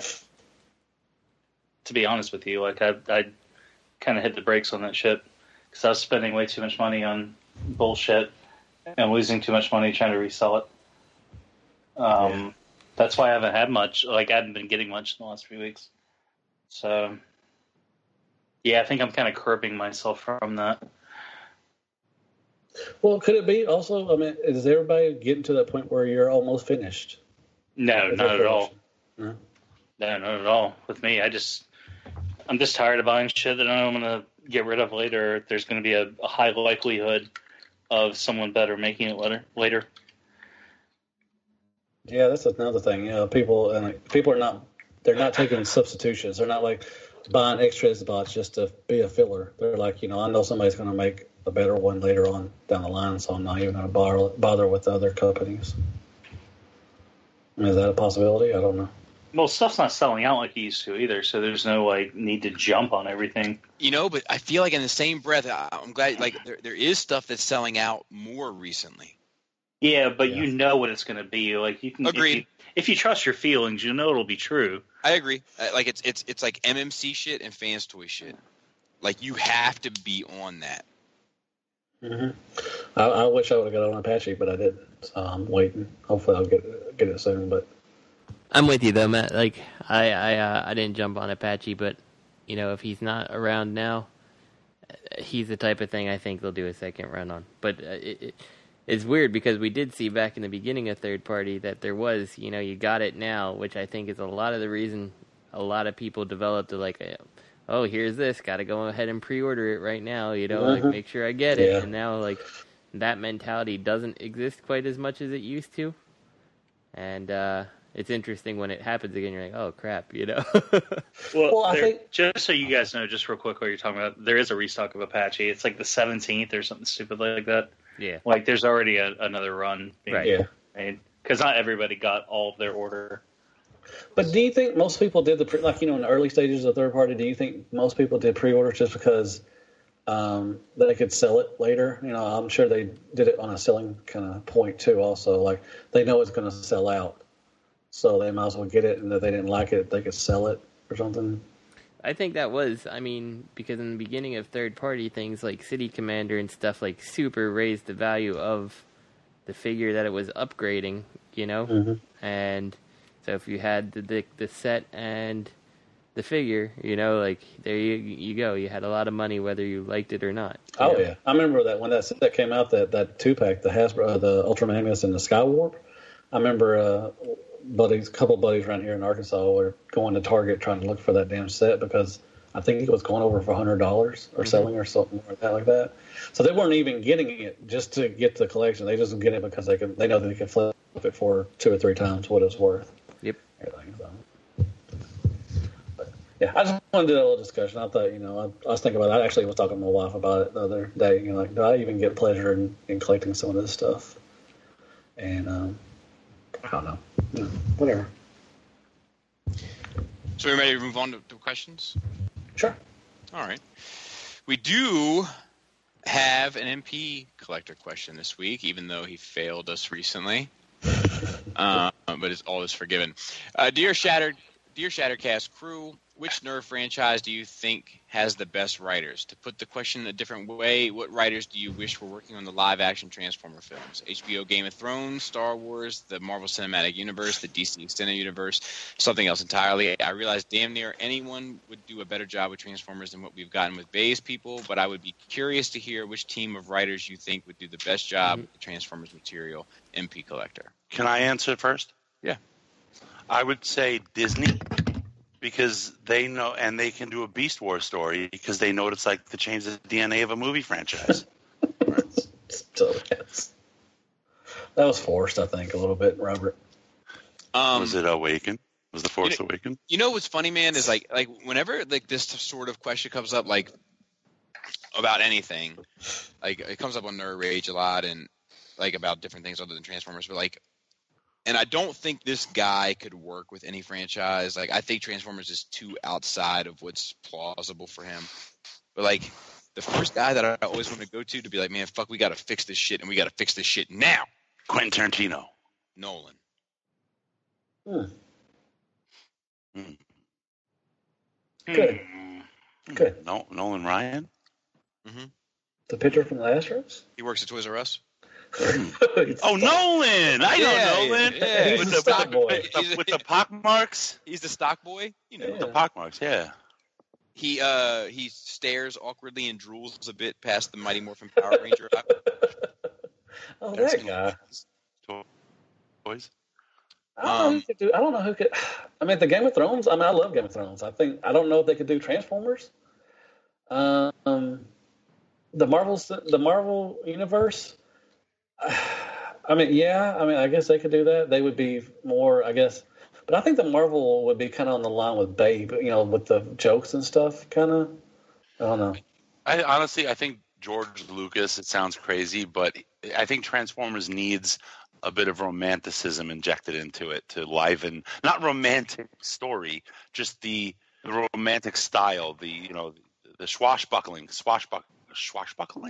God, you know what I mean? Like the way he tells a story was like that, and I think it could use that. It could help. And I think it needs somebody that would love Transformers. I mean, Michael Bay didn't know jack shit about Transformers, so I think that definitely Transformers needs somebody that has, you know, a background on Transformers or knows something about them to give it more, I guess, character or more, you know, just show some love, like, you know, they put in Star Wars. I mean, just put some love into the Transformers. We need Bobby Skullface. Bobby could write a good story for Transformers. I don't care. He could do the box art. I mean, I think the people that wrote the story to the fucking video games. Yeah, that would be, yeah. Look at you. Well, man, they knew Transformers. I mean, I think the problem is the approach, right? Like nobody is really considering approaching these movies, telling them from the story perspective of the Transformers themselves. You know, it's all about Cade the inventor and whatever his name is, the troubled college student. And, you know, like... Statutory McRapey face. Yeah, like that's what these movies are about. The Transformers are just like this side effect that gets the main character to where he needs to be. Preach. So I think that anybody that would write a Transformers movie based on the Transformers would do a better job. I mean, I literally think they couldn't have chosen a person to be behind that. Well, they need some Canadians, don't you think? Shut up. and I agree exactly with what Matt was saying. Like you need someone who loves the franchise. Like, and I know I say it a lot because I always bring up my favorite being animated. Like Derek J. Wyatt, who did all that stuff. Like he loved the '80s franchise, and there's so much like. If you can get into how it looks and stuff, like there's so much love and callback to the original cartoon and stuff. Exactly. And like you can tell he loved it, and like even though it was different, like it was enjoyable. You know, like it wasn't just like mindless and stuff like that. So absolutely, you need someone who loves it.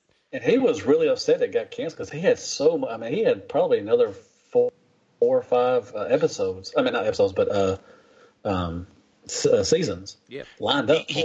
It was cool. Like I haven't seen the whole series animated, and I know there isn't a whole series, Jeb. But he did capture. I never knew his name, but the writer or writers captured that spirit of the Autobots weren't fighters; they were weaker. They had to figure it out. Yeah, and the Decepticons were fucking warriors. It was very impressive.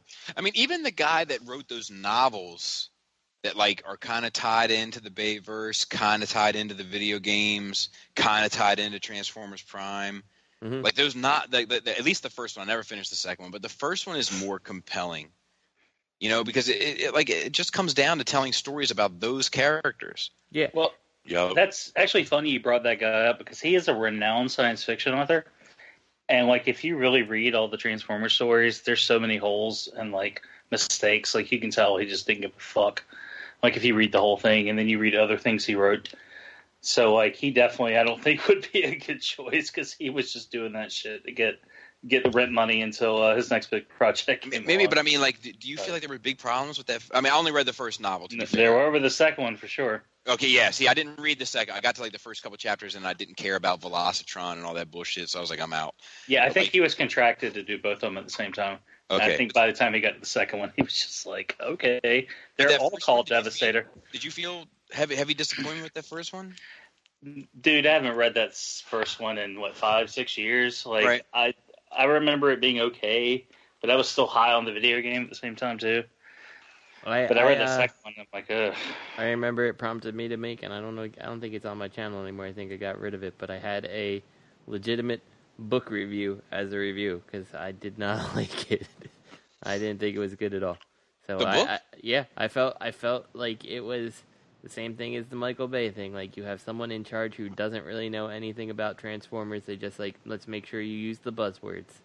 See, I don't know, man. Like, I feel like all the stuff they did with Starscream and Jetfire and like all the stuff that was going on behind the scenes and how they were working on combiner technology and Starscream kind of had his own agenda. Like, it was a fresh take on things. It wasn't quote unquote G1, but it was still like what I consider to be like the essence of Transformers. And I don't know. I'm on board with that shit. I mean, yeah, but he was writing off a playbook though.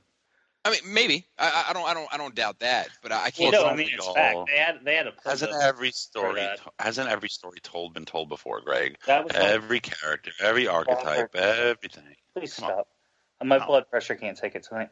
There was a playbook for the quote unquote aligned continuity, and he was just taking notes.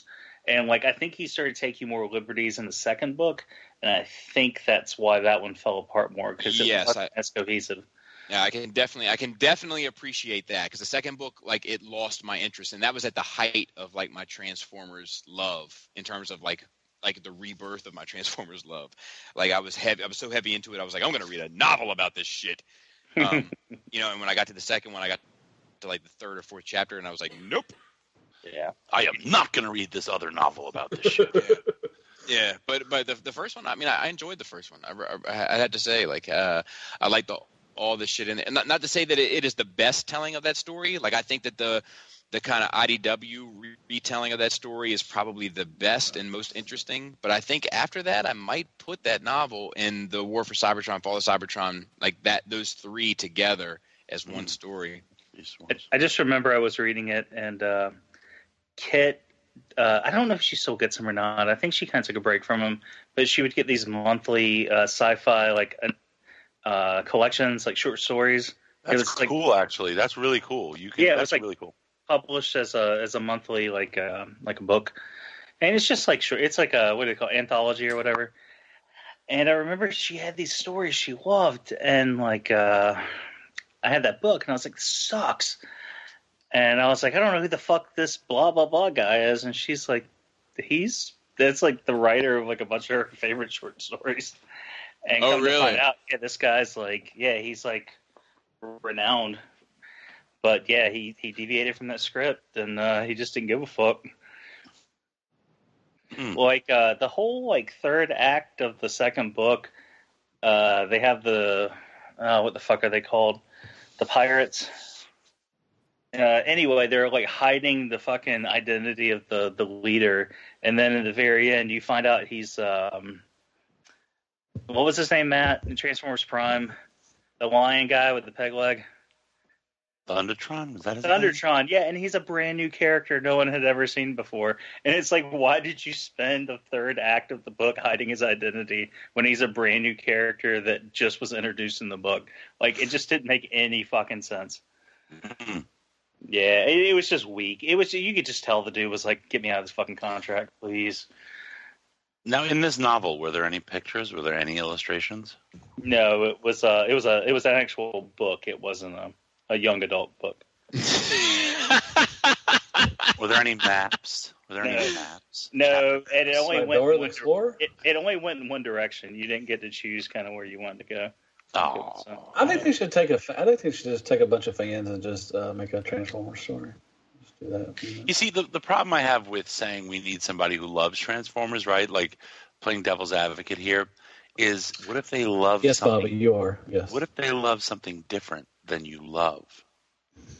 Then you're gonna. Well, that is true. I mean, that is true. Well, I've always said that rape at that point. I've always said that you cannot make a real Transformer movie and expect everybody, like the common popcorn fan, to go and watch. I think if you made a fan movie that all the fans would like, like a hardcore Transformer fan, I don't think it would do well in the theater. I think it would. Just because of the name brand. No, not because of this is G1, but because the original stuff, not necessarily the writing of the individual episodes, but the original canon was so good. I think it could appeal to people. That's your opinion, though. No, it is my opinion. Obviously, my name isn't Bobby Skullface. I don't speak objective fact. Oh, but, God. I think it was a good show until you got on, Robert. Really, I think he was. He kind of got quiet after you got on. No? Okay, moving along. Moving on to the next question? Well, no. Yeah. Real quick, I'm going to answer MP Collector's question here and just say I don't think they would do anything good for Transformers, but personally my favorite nerd franchise with the best writers, I think, goes to Breaking Bad. I think they had some of the best writing. God damn it, you son of a bitch. So... I was gonna say have the people that did Pacific Rim handle the robots, and have Vince Gilligan handle the human characters. Yep, could do that. That was gonna be my answer. Would they make meth during the movie though? Of course they would. Sparkplug and Spike. That sounds like tweaker names right there. They make the good blue stuff. They're like, I heard you were making. I would be behind that. That'd be a good. I love Breaking Bad. I thought it was really good. Okay. And they could have cameos from Breaking Bad characters, like Saul could show up to be like, oh no, they didn't destroy the city, guys. We can work this out. All right, yeah, it'd be fun. All right, Bobby, sorry. Let's move on. Hello, gentlemen. This question is inspired from. Wait, what was the question that you guys wanted to do last week? That you were going to wait for me to come on because I want to make sure this gets on. Even though this is from Josh. Yeah, both of them from Josh. They got the one. Oh, it was this one? No, the one on the bottom. Okay, let's do that one first then. Greetings, gentlemen. The question on the December 8th episode about your top 5 favorite Wu-Tang songs was the inspiration for this one. I know questions like these can be a little monotonous or dumb, so if you guys do not wish to tackle it, no worries. That being said, what are your top favorite albums by any artist of any genre and music of all time? These do not have to be albums you absolutely cannot live without, but simply the 5 albums from which artist or artists you enjoy more than any other. Compilation albums would be allowed. Ooh, well, we're skipping the sandwich question to go to music? I prefer this type of question, honestly. I prefer a sandwich question. I prefer this over stuff like, if you were at a Thanksgiving dinner and you were a Transformer, what Transformer would you be? Me, personally, I would have to list Korn's self-titled album, Stabbing Westward's Darkest Days album, Slipknot's self-titled album, and Tool's, I never know how to say that album. Anemia. And the Offspring Smash album. I just want to add thank you guys for the wonderful listens each week, the insight, the humor, and making newer people like me feel just as welcome as people that have been with you from the beginning. Josh is a good dude. Yeah, Josh is a good dude. Anybody got any that they can rattle off the top of their head? Yeah, can I go first? Just because I have to use the restroom. Okay. Cake. Pink. Lord. No, in no particular order. And I never answer this question the same 2 times because I have no such thing as favorite albums. I always just say something different. So I guess I would have to say, in no particular order, Jawbreaker, 24-Hour Revenge Therapy, Herbie Hancock, Headhunters, the Smiths' Greatest Hits, since we can do compilations, and that's one of my favorite bands. I would say County Crows, August and Everything After is always going to be one of my favorite albums. And I would say, how about Fugazi Repeater? Okay. All right, LBRB. Robert? Pootie Tang. Is that even an album? Or are you talking about the original motion picture soundtrack? Should be. The original It should motion be. picture. The one where he's singing without making any sounds. No, come on. You don't have any cool dubstep songs to add? Hey, listen. I don't buy... I got a screaming baby in the background. What a surprise. But you probably That's my favorite album, baby. By accident. Can you please? I know Bobby's being mean to me. I know it makes you cry. It makes everyone cry when Bobby's being mean, right? Okay. So, first of all, I don't buy dubstep albums, Bobby. Like tracks and certain artists. No, I didn't album. Oh my God. You know what? Pass. Mute. Okay. Go ahead and mute yourself, Robert. What about you, Matt? I'm at. Oh God. Favorite albums? Shit. I love Poison. Flesh and Blood is good. Swallow This Live is a really good double live CD. I love Warrant's Cherry Pie. I mean, that's a good. And God dang, who else I like? Prince, Purple Rain. That's a good. That's one of my probably top 5. God, who else? Spice Girls, Spice World. That's a pretty good one. And Living La Vida Loca from Ricky Martin, I think, or whatever it is. Right. Classic. No, I mean, I should have thought about it more, but I liked Slipknot. I like Slipknot, their stuff. Mudvayne, their first CD was pretty good. Mudvayne? Mm-hmm. With Dig. That's gross. Well, they're pretty good. I mean, there's a lot of stuff out there, but what about Nevermind? Ooh, that's a good one. What about Moby Play? Actually, you know what? No, that's not. You know what, Matt? How do you feel about Nevermind? Wait, what's Nevermind? That's Doesn't surprise me that I would need to give you more information on that, but allow me to do so. It's overrated. Nirvana. Was it hip hop? Oh, Nirvana. Oh, Nirvana. Oh my gosh, I hate Nirvana. Tell you the truth, I thought you might. Okay. Now let me say, I used to hate Nirvana. What about Intergalactic? Wait a minute, Robert. Relax. Wait. Okay, I used to hate Nirvana a lot because they killed my kind of genre of music. But he said, wait, Robert, you fucked it up. That man just said he killed my genre of music. I said genre. I did not say genre. Anyways, but I do like them now. Nevermind is a good city. I love Alice in Chains. I like Soundgarden. Pearl Jam I never really got on to. I just didn't like Pearl Jam that much. But I love some Alice in Chains. I think you and I are the only people in the world that hates fucking Pearl Jam. I can't. I mean, all the other, out of the grunge music, Pearl Jam is my least favorite. Nirvana, I can listen to now, but like I said, I used to hate them because they killed hairband music. But Nevermind is a great CD. But I love some Soundgarden. I love Alice in Chains, and some other grunge bands and stuff too. But I used to hate them. I couldn't stand them.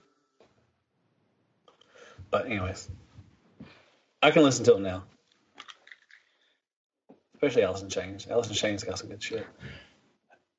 Some good heroin. Yes. Oh, Stone Temple Pilots. I love Stone Temple Pilots. That's another great band. I love some Stone Temple Pilots. They were all biters off of Eddie Vedder, and he fucking blows. It all sucks. Whoa. Greg. Whoa. No. Whoa. Yeah, you might want to slow that roll there, I buddy. wore shorts and I had a fucking plaid shirt around my waist. You need to rethink. All right. You need to rethink who the biter. I'm going hungry. All right. Actually, Soundgarden was, I think, the first band out of that little thing. But Gregor spoken. Did y'all consider Alice in Chains grunge? Well, they are considered grunge, and if to me they don't sound like grunge, but they are considered grunge. And if you consider them to be grunge, then they were the first. But I think that Pearl Jam's "Jeremy," that song is trash to me. But I know a lot of people like it. But that one line where he says, "Picking on the boy," always makes me laugh. I couldn't stand Pearl Jam. That's right up there with Cotton Eye Jim. Oh no, Cotton Eye Joe. You can't Cotton Eye fucking Joe, touch whatever. that shit. That is good. Well, the reason why I asked about Alice in Chains because they actually toured with Poison when their first one of their first tours was with Poison. So I never really considered Alice in Chains that grunge. Yeah, really. people do. I mean, they're great. And I would like to address Robert at the end of the question for his insults he was making when he didn't think I could hear him. I knew you could hear me, Mr. Plaid shirt tied around your waist. Everybody finished, and I'm going to address Robert. Shirt with my plaid shirt tied around my waist. I feel the Eddie Vedder so much. Justin, do you like music? I do like music, but I'm kind of with Greg that like my favorite albums kind of always change. You know, like it just depends on the day, basically. So in no particular order of my eclectic tastes, I like the Mass Effect. I like Mass Effect? I like the score for the Mass Effect album. I like the best of Journey because Journey's one of the best bands of. Oh man! I like the Smashing Pumpkins, the Melancholy and Infinite Sadness album. That's one of my favorites. Smashing Pumpkins. I like that. How many did I name now? Am I up Three. to 3? God, there's still more to go. Let's shout out 9 Inch Nails, the Downward Spiral. That's a good album. Yep. I need one more. What else do I like to listen to from Marilyn time to time? You know what? We're gonna throw out completely off the wall. Billy Joel Greatest Hits. I like some of those songs. Nice. So. Oh, very nice, very nice. Like I said, it's all over the board. So. If you had asked me this tomorrow, I would have said Pretty Hate Machine is one of my favorite albums. What about nothing else? What about Queen? Nobody likes Queen. I like Queen. I like Queen too. Albums. I would take for me 9 Inch Nails, The Fragile is like probably the Fragile album ever made to me. Personally, Night at the Opera, man. Night at the Opera. Michael Jackson's Thriller is probably up in there for me. Nice. Let's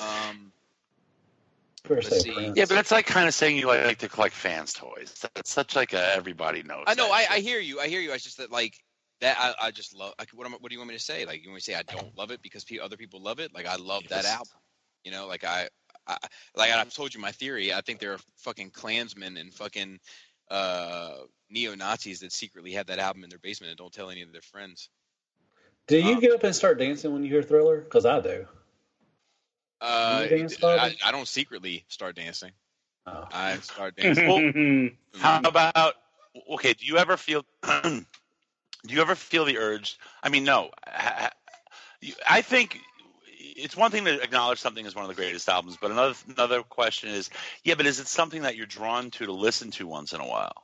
Well, I have I don't listen to Thriller by itself, but I got a Michael Jackson playlist that I go to commonly. Let's see what else. Joe. Hold on, I wanted to address Robert real quick because he was besmirching my good name. Besmirching. What have I ever said to make you think I have a flannel shirt wrapped around my waist? You just look like you used to, or that I'm into listen to grunge. That I'm into any of that. You were. You know you were. You didn't say it, but you know you were. Okay, so you're just you're speculating. What's your other albums, Bobby? In fairness, though, Greg, I feel like I remember seeing a picture like that. I don't know. I was wearing a flannel. I remember you wearing it. Yeah. At some point in time, though, it might have gone around your waist. That's all we're saying. So. It was short sleeves, so no, it wouldn't have. If you moshed back then, if you moshed to Smells Like Teen Spirit, have you? I never did. No, I did. I did. Ironically, the very first album on my list, their final tour was opening for Nirvana when they were being courted by that label. Bobby, what did you ever say what you think about Nirvana? No, I love them. So I don't. Here's the thing: here's the thing. Like, I feel like, so I like theatricality in my rock music. Like, I like the Marilyn Mansons. I like, the Alice Coopers. I like Queen. I like theatricality, but I do feel like by the end of the 80s, everybody kind of became a carbon copy of that. And Nirvana was a nice change of pace for me. It just seemed like a breath of fresh air. What I don't like about Nirvana isn't really Nirvana's fault. What I don't like about Nirvana is that everybody that tried to be like them for the next 3 to 4 years after that. But I can't blame them. Sounds like hair bands. Sound like a hair band. I can't blame them. Like they were like, like we're not going to put on outfits and all this shit. And I think there's room for that. I don't like that it killed off all the outfits and shit for a long time. But I think it helped level the playing field. Well, I think that's what all mainstream music that happens. With like you said, hair bands. It went, every band looked like Poison or Warrant, Guns N' Roses or something like that. And then grunge came out. Then everybody looked like Nirvana. It's just when the music hits mainstream, it just people copy it and it just gets played out. And that's what happened to grunge. I mean, that's what happened to everything. I think. Well, I like the oldies. Isn't that lame? I like them. I like the oldies too, man. I would have added some more shit if we had more than 5 albums. But here's the thing about Nirvana being a breath of fresh air. Like all the 80s was doing was copying the early 70s, and all Nirvana was doing was copying the early 80s, like the punk scene. Like they were copying that kind of vibe that was coming out of California at the time, in 81, 82. I think there's more to it than that though, because I think that what Nirvana did, they had this Kurt really. It's not really Nirvana. It's really Kurt, but had this. We're on a first name basis here. Had this this connection to the melody, like all of, especially Nevermind and In Utero, which is where I feel like they kind of found themselves. Like it does have this emphasis on the melody of the verses and hook, which which was different. And that's not very punk either. It's almost like anti-punk in that sense. I know the correlation that you're making, Greg. I don't disagree. Well, I think that that's something that is unique about them. I think that there's more in the way that they approached sonically, their verses and hooks. I think there's more of a correlation to be made with them and the fucking Beatles. Are you familiar with Sonic Youth at all? Yeah. Have you ever seen the Sonic Youth the movie, the Year Punk Broke? No. And it's kind of about that transition in the 80s and the early 90s into what became kind of what ended up being kind of mainstream. It's worth it's worth a Google, man. It's worth a Google. Copy that. I'll look into it. Let's see what else. Bobby, would you ever were you ever in a barbershop quartet? Yes. Never in a quartet, but I was in a barbershop for the first 23 years of my life. That's funny. You can still go in there and be like, "Can you do my eyebrows?" I got nothing for him. I love Joe Budden's Mood Music Volume 2. It's me too. It's a very obscure thing, but it's very poignant for me. And I love what else? Dipset. I love Diplomatic Immunity, the double album. I can listen to it any day at any time, and it puts me in a fucking good mood. It makes me feel happy, even though it's about drugs and guns for most of it. It puts me in a very pleasant mood. Check out another. What about U2? You didn't like Joshua Tree? I do not like U2 at all. Fuck U2. I never have. What about They Might Be Giants? Nope, Fuck not a fan either. Yeah, they're like Pearl Jam. No, they're not. What about Enough's Enough? You like them? All right, let's try to get a couple more questions. What about Winger? No. That's a linger. Can I say one thing just real quick? I'm glad we wrapped up what's your favorite album question on the Transformers podcast, and no one mentioned Weird Al. Oh yeah, Weird Al. We made ground today, guys. We made history. He has some good albums. Did anybody say Stan Bush? No, I was going to say that. Oh, yeah, that double victory. Yeah, I got it. TFCon. I got this. Was it Respect the Prime 1986 Revisited Convention Edition CD of I guess. Oh, they were playing this. They were playing it over. Yeah, did you get that? I got it, and it's still in the plastic. I just don't give a fuck. Hey, copy that for me, man. It sounded all right. It sounded decent. I mean, it wasn't that bad. They were playing it. Listen, did I say R? Hold on. Do I have an eye patch and a peg leg? Do I look like a pirate to you? No. You look like a pirate with your. I thought that would get a giggle at Bobby. Nick. But he's mad at me. No, I'm not mad at you. He's not feeling it tonight. I don't think Bobby's feeling it tonight. No, Bobby calls him feels. No, I didn't catch it. I'm feels free. All right, so can I say one more thing? I'm sorry, I have a question that only Bobby can answer. Bobby can answer. I know you're trying to move forward. This will bring you some good feels. What was the Prince album? I forget the title. The one that he thought was evil, and he ordered all copies to be destroyed. Oh, I don't know. I thought it was the Black Album. Was it later? But it wasn't the Black Album because that one charted. Raspberry Beret. No, there was one that he thought was evil. It was in the late 80s, and he ordered them all to be smashed because he had some epiphany. And then, the Batman soundtrack. And it got released on CD and tape in 94.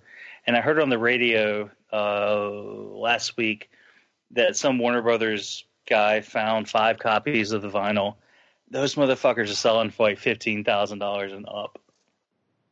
So if I had to pick a top 5 album, that would be mine. Just because if I had it, I think everybody should put up Prince. I think everybody should pick up Prince. I love everything Prince. I love all his music. I really do. Okay, I'm sorry. That makes no. Yeah, Prince is great. Prince is great. But Justin, you really don't listen. What? I was going to say, Justin, you don't listen to jazz? No, I don't listen to jazz. DJ Jazz? I listen to the jazz album on mine. Read the question, Bobby.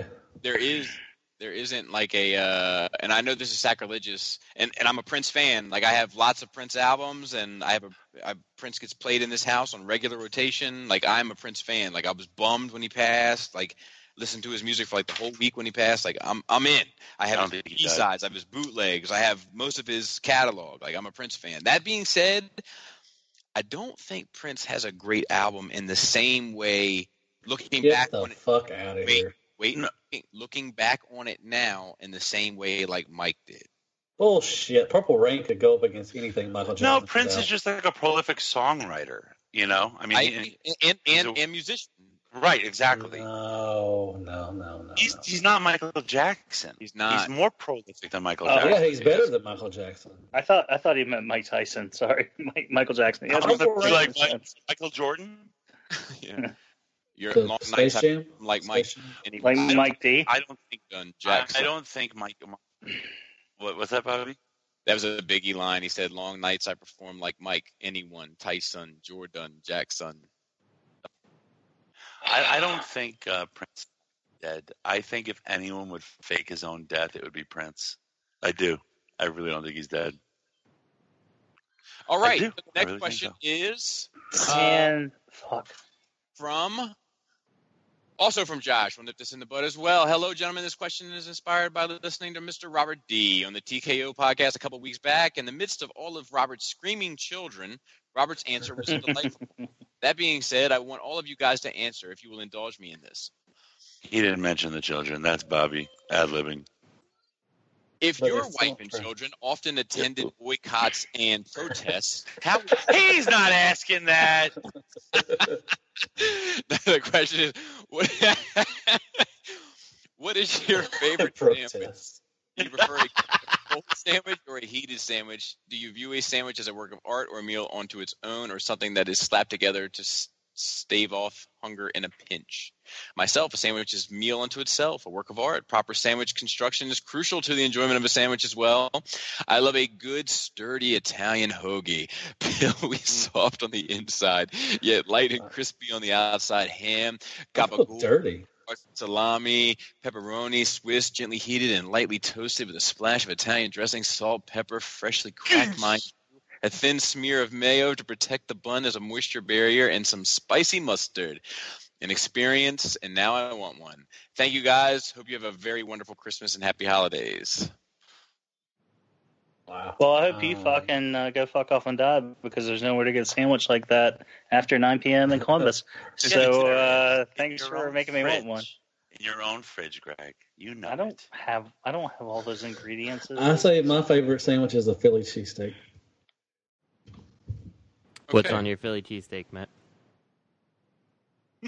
I know that it's not a true Philly cheesesteak. Yeah, bologna. American cheese. It's got to have bologna. Bread and mayonnaise. It doesn't. I've not had cheese whiz, so I've not had a proper Philly cheesesteak. So all of my cheesesteak is meat and a mozzarella cheese. I know it's supposed to have cheese whiz. I know. I want to go to Philly. That's the only reason why I'll go to Philadelphia is to get a Philly cheesesteak, because I hate the Eagles. Macarena. It's a mozzarella, you jackass. Hey, who deleted the question? Can you add it back? I wonder who. I want to read over it just one more time. So I like a turkey club with no ham, and So a turkey sandwich? No, the ham is not what makes it the club, Matt. The 3 layers of bread is what makes it the club by definition. Oh, Bobby. And contrary to kind of traditional turkey clubs, I like 1 layer of bread to have a coat of mustard, 2 mayo, 1 mustard. And I also agree that like how you put that bitch together does play an integral part of how much you enjoy it. So you like mayonnaise, right? Do you like Miracle Whip? I do not. Ooh.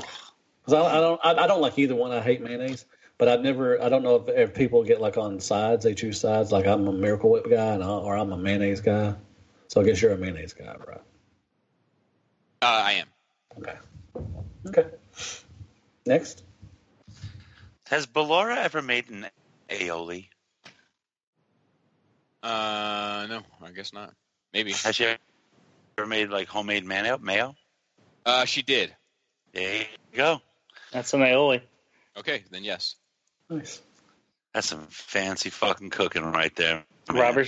Robert's taking one of the basics of culinary and trying to make it sound like it's super fancy. Greg is calling me basic. What else is new? Like box 1. If you can make salad dressing, you can make mayonnaise. Just gonna say it. So who's next? I'll go next. I am with Bobby. To a certain extent, I do like a good traditional club sandwich. Mine involves turkey and ham and bacon. Yes. 3 slices of bread, not Texas toast, any of this bullshit people try to fucking pull up here in Ohio. I do like a little bit of mustard, a little bit of mayonnaise on mine, lettuce, no tomato. I don't prefer tomato, so no tomato. And a slice of Swiss, slice of maybe cheddar. American in a pinch. And that's me. Toasted, cut into fourths. Nice. I will go with Matt as my secondary as a Philly cheesesteak. I do like the cheese whiz. I like peppers, onions, and mushrooms. A little bit of lettuce, a little bit of mayo on a nice crusty, on the outside, soft on the inside roll. A little bit of rock and roll. Just a little bit of rockin' and rollin'. And then third place, I'll take a nice Italian. Hi. What about you, Justin? I am a fan of the Italian hoagie. That's my personal preference there. I do think certain elements make a difference on making a sandwich. Like when it comes to putting any like veggies on or something like that doesn't matter. But how you put the meat on does matter. Like because you gotta kind of have to make it go back and forth and wave over itself. So it's more than just like 3 slices of meat on top of each other because that just doesn't work. On an Italian, I like tomato, onion, spinach. I don't like lettuce, really. I can't He's going to put lettuce. tomato, onions, and spinach on Robert D. No, and then, yeah, I love Robert D. And sweet peppers, so, with provolone cheese, so. Nice. That's nice. Justin, do you know why you like the way the meats? I do not know why. I just know it gives increased, like, volume, basically. It feels like it.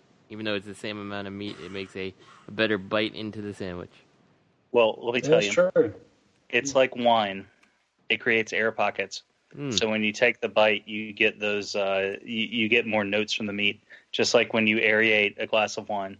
That's interesting. I had no idea. That is science. Oh, I love it. All my sandwiches like that. Yeah, I can't stand a fucking just out like of the pack it, bologna sandwich like flat. Yeah, Dude, I love a good French dip too. Mm. Put that out there. I love a good French dip. Anyways, but well, who else didn't? Robert, did you answer or I didn't? Well, I mean, I mean, I don't think it's again. Good pizza. Spaghetti. So much good pizza in New York, man. You Arms guys are have sweaty. no idea. Oh, here we go. And you can't get good Chinese food anywhere else either. Whenever I eat pizza here, I'm like, my man in Ohio's eating some fucking whatever the hell Pizza Hut shit. I don't know. But, no, I mean, I don't think it's an art, but I think you need to pay attention to the order that you layer the ingredients, and it depends on what the ingredients are. I think tomato always has to touch the mayo. You know, I mean, I love a good Reuben, a pastrami Reuben, not a corned beef Reuben with some fucking deli mustard. But like, you know, New York Reuben or go-to Ohio sandwich. Reuben? I never had an Ohio Reuben. So it's just a New York Reuben you like? Okay. I guess. An Ohio New Reuben York, comes from Arby's. you go, there's places in New York and they're shutting down, but like the Jewish style delis, oh, the pastrami is amazing. It melts in your mouth and they're piled high. They're expensive as fuck, but it's really good. I mean, totally good. We'll go, Matt, when you visit. We'll go somewhere and get you some good pastrami sandwich. I can't pay $17 for a sandwich. Okay. Exactly. It's like you're like, what? How much? I know.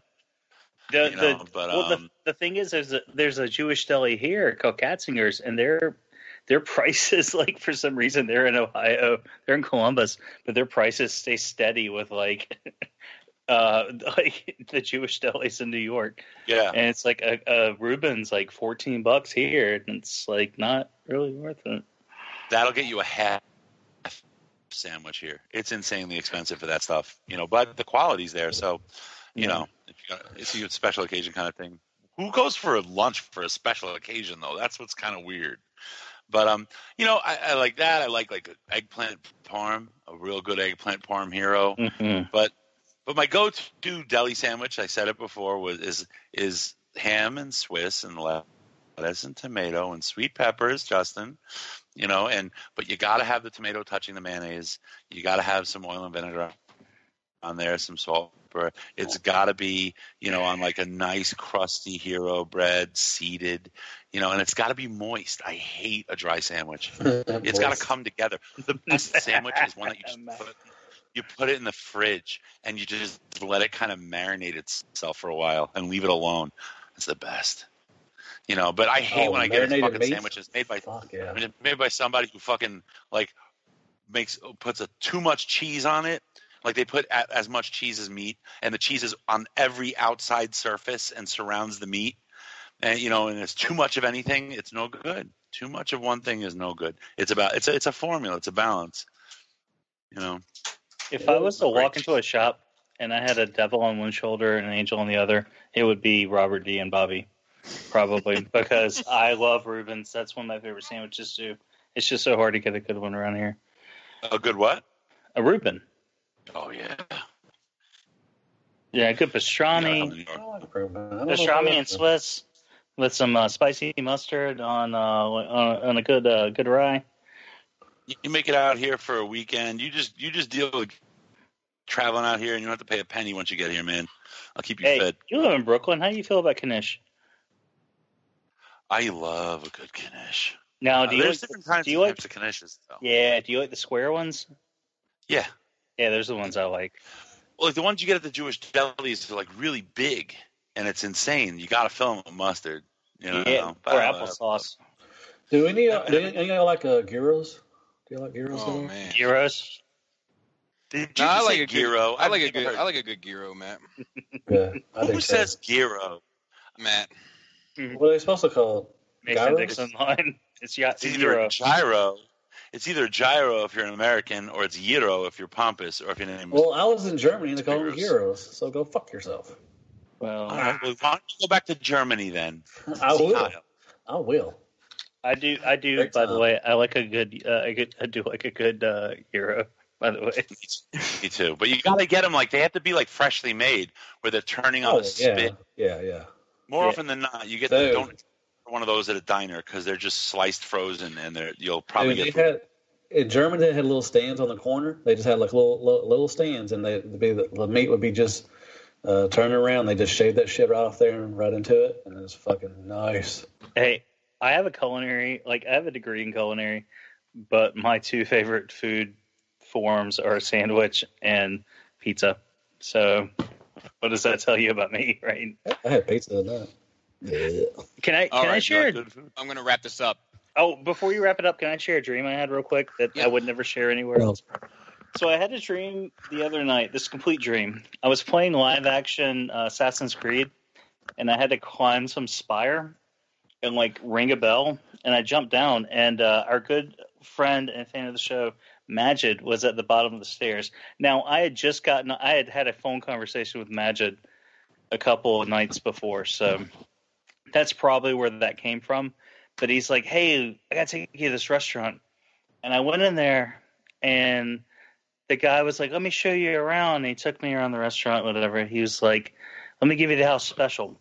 And the house special was exactly, that's right. It was a meatball, it was a spaghetti and meatball calzone.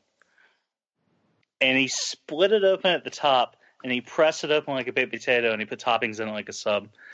And ever since I woke up from that dream, I've wanted a spaghetti and meatball calzone. Wow.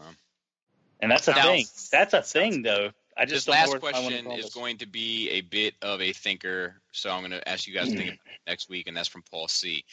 Oh. But we're going to do one more tonight. Real quick, Danny Quinlan said Abdomindium KO will become the new third party because nobody cares about chasing shit up, and it's already 49% okay, not okay, already there anyway. Bumblebee film will be a reboot, resettling the timeline to 80s G1. Not really a question, so I figured we could just say it and move on.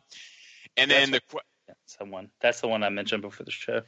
And then the question is from Marcus, who says, if third-party and Masterpiece offerings ended suddenly, what would you collect? Also, would you still do a show? And if so, what do you think the topic would be? I would collect all the other shit I'm already collecting. Yeah, we did. I just wanted Bobby to answer it.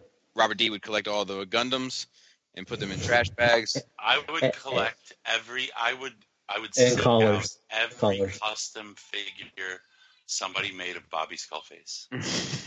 There are many. He would. That is a every good piece question. of merch with Bobby's face on it. Oh, I would get it. That is a good question for the show, though. I would like to continue it. I just don't know. I guess we would just talk about toys in general. Sandwiches, and Star Wars. Just make it a toy news. Yeah, I mean, we answered it last week. I wanted you to answer it too. Yeah, that's how I feel. I feel like I would like to if these guys were down to continue. You know, the hard part would be finding that common ground passion, because like Greg and I both enjoy the 112 Star Wars stuff. Matt and I both used to enjoy Legends, and Greg and I enjoy some Legends. I don't enjoy storing Robert's trash bags full of Gundams in my house. And Justin and I don't collect anything in the same pocket, but we are both have an interest in 1/6 stuff. But like, the challenge would be that there's no real common ground for all the cast members. So there's Funko Pops, right? So that would be the challenge. But I would be up for it. I'd even be, if we just changed it. We could just change it to talking about movies, or just make it a Star Wars podcast.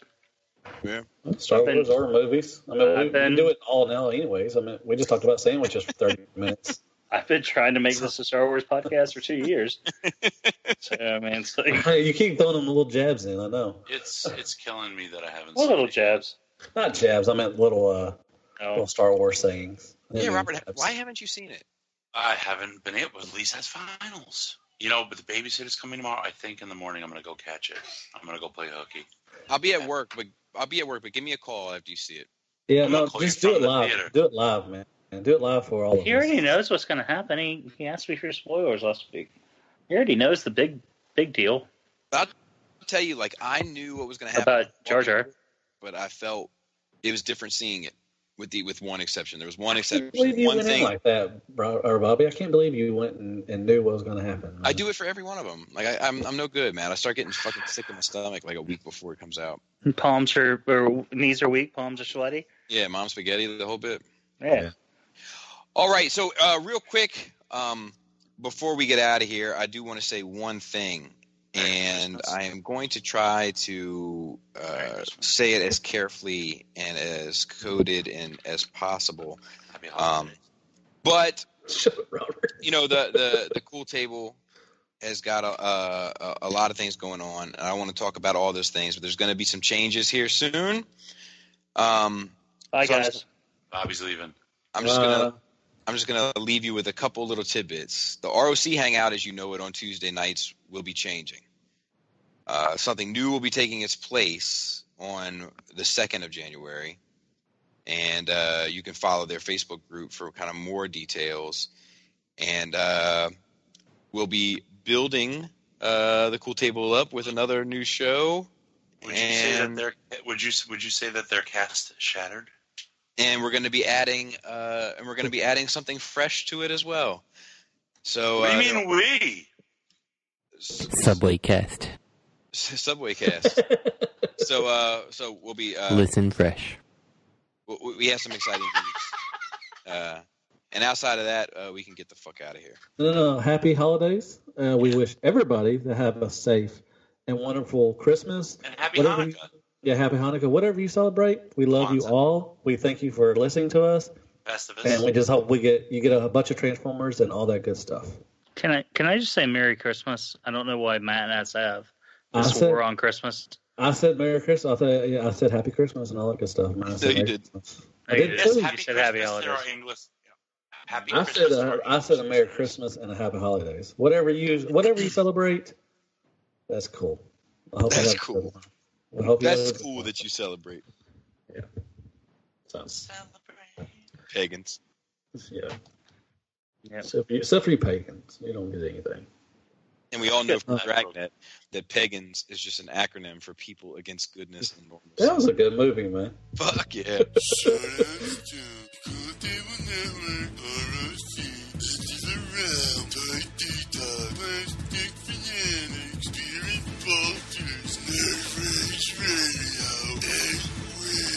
And my personal favorite, the well-established Gentleman's Show, Stasis Lock. At Real Robot and Fear Corpse. I am Ratchet. Third-party TF Crashers and Open Your Toys Podcast.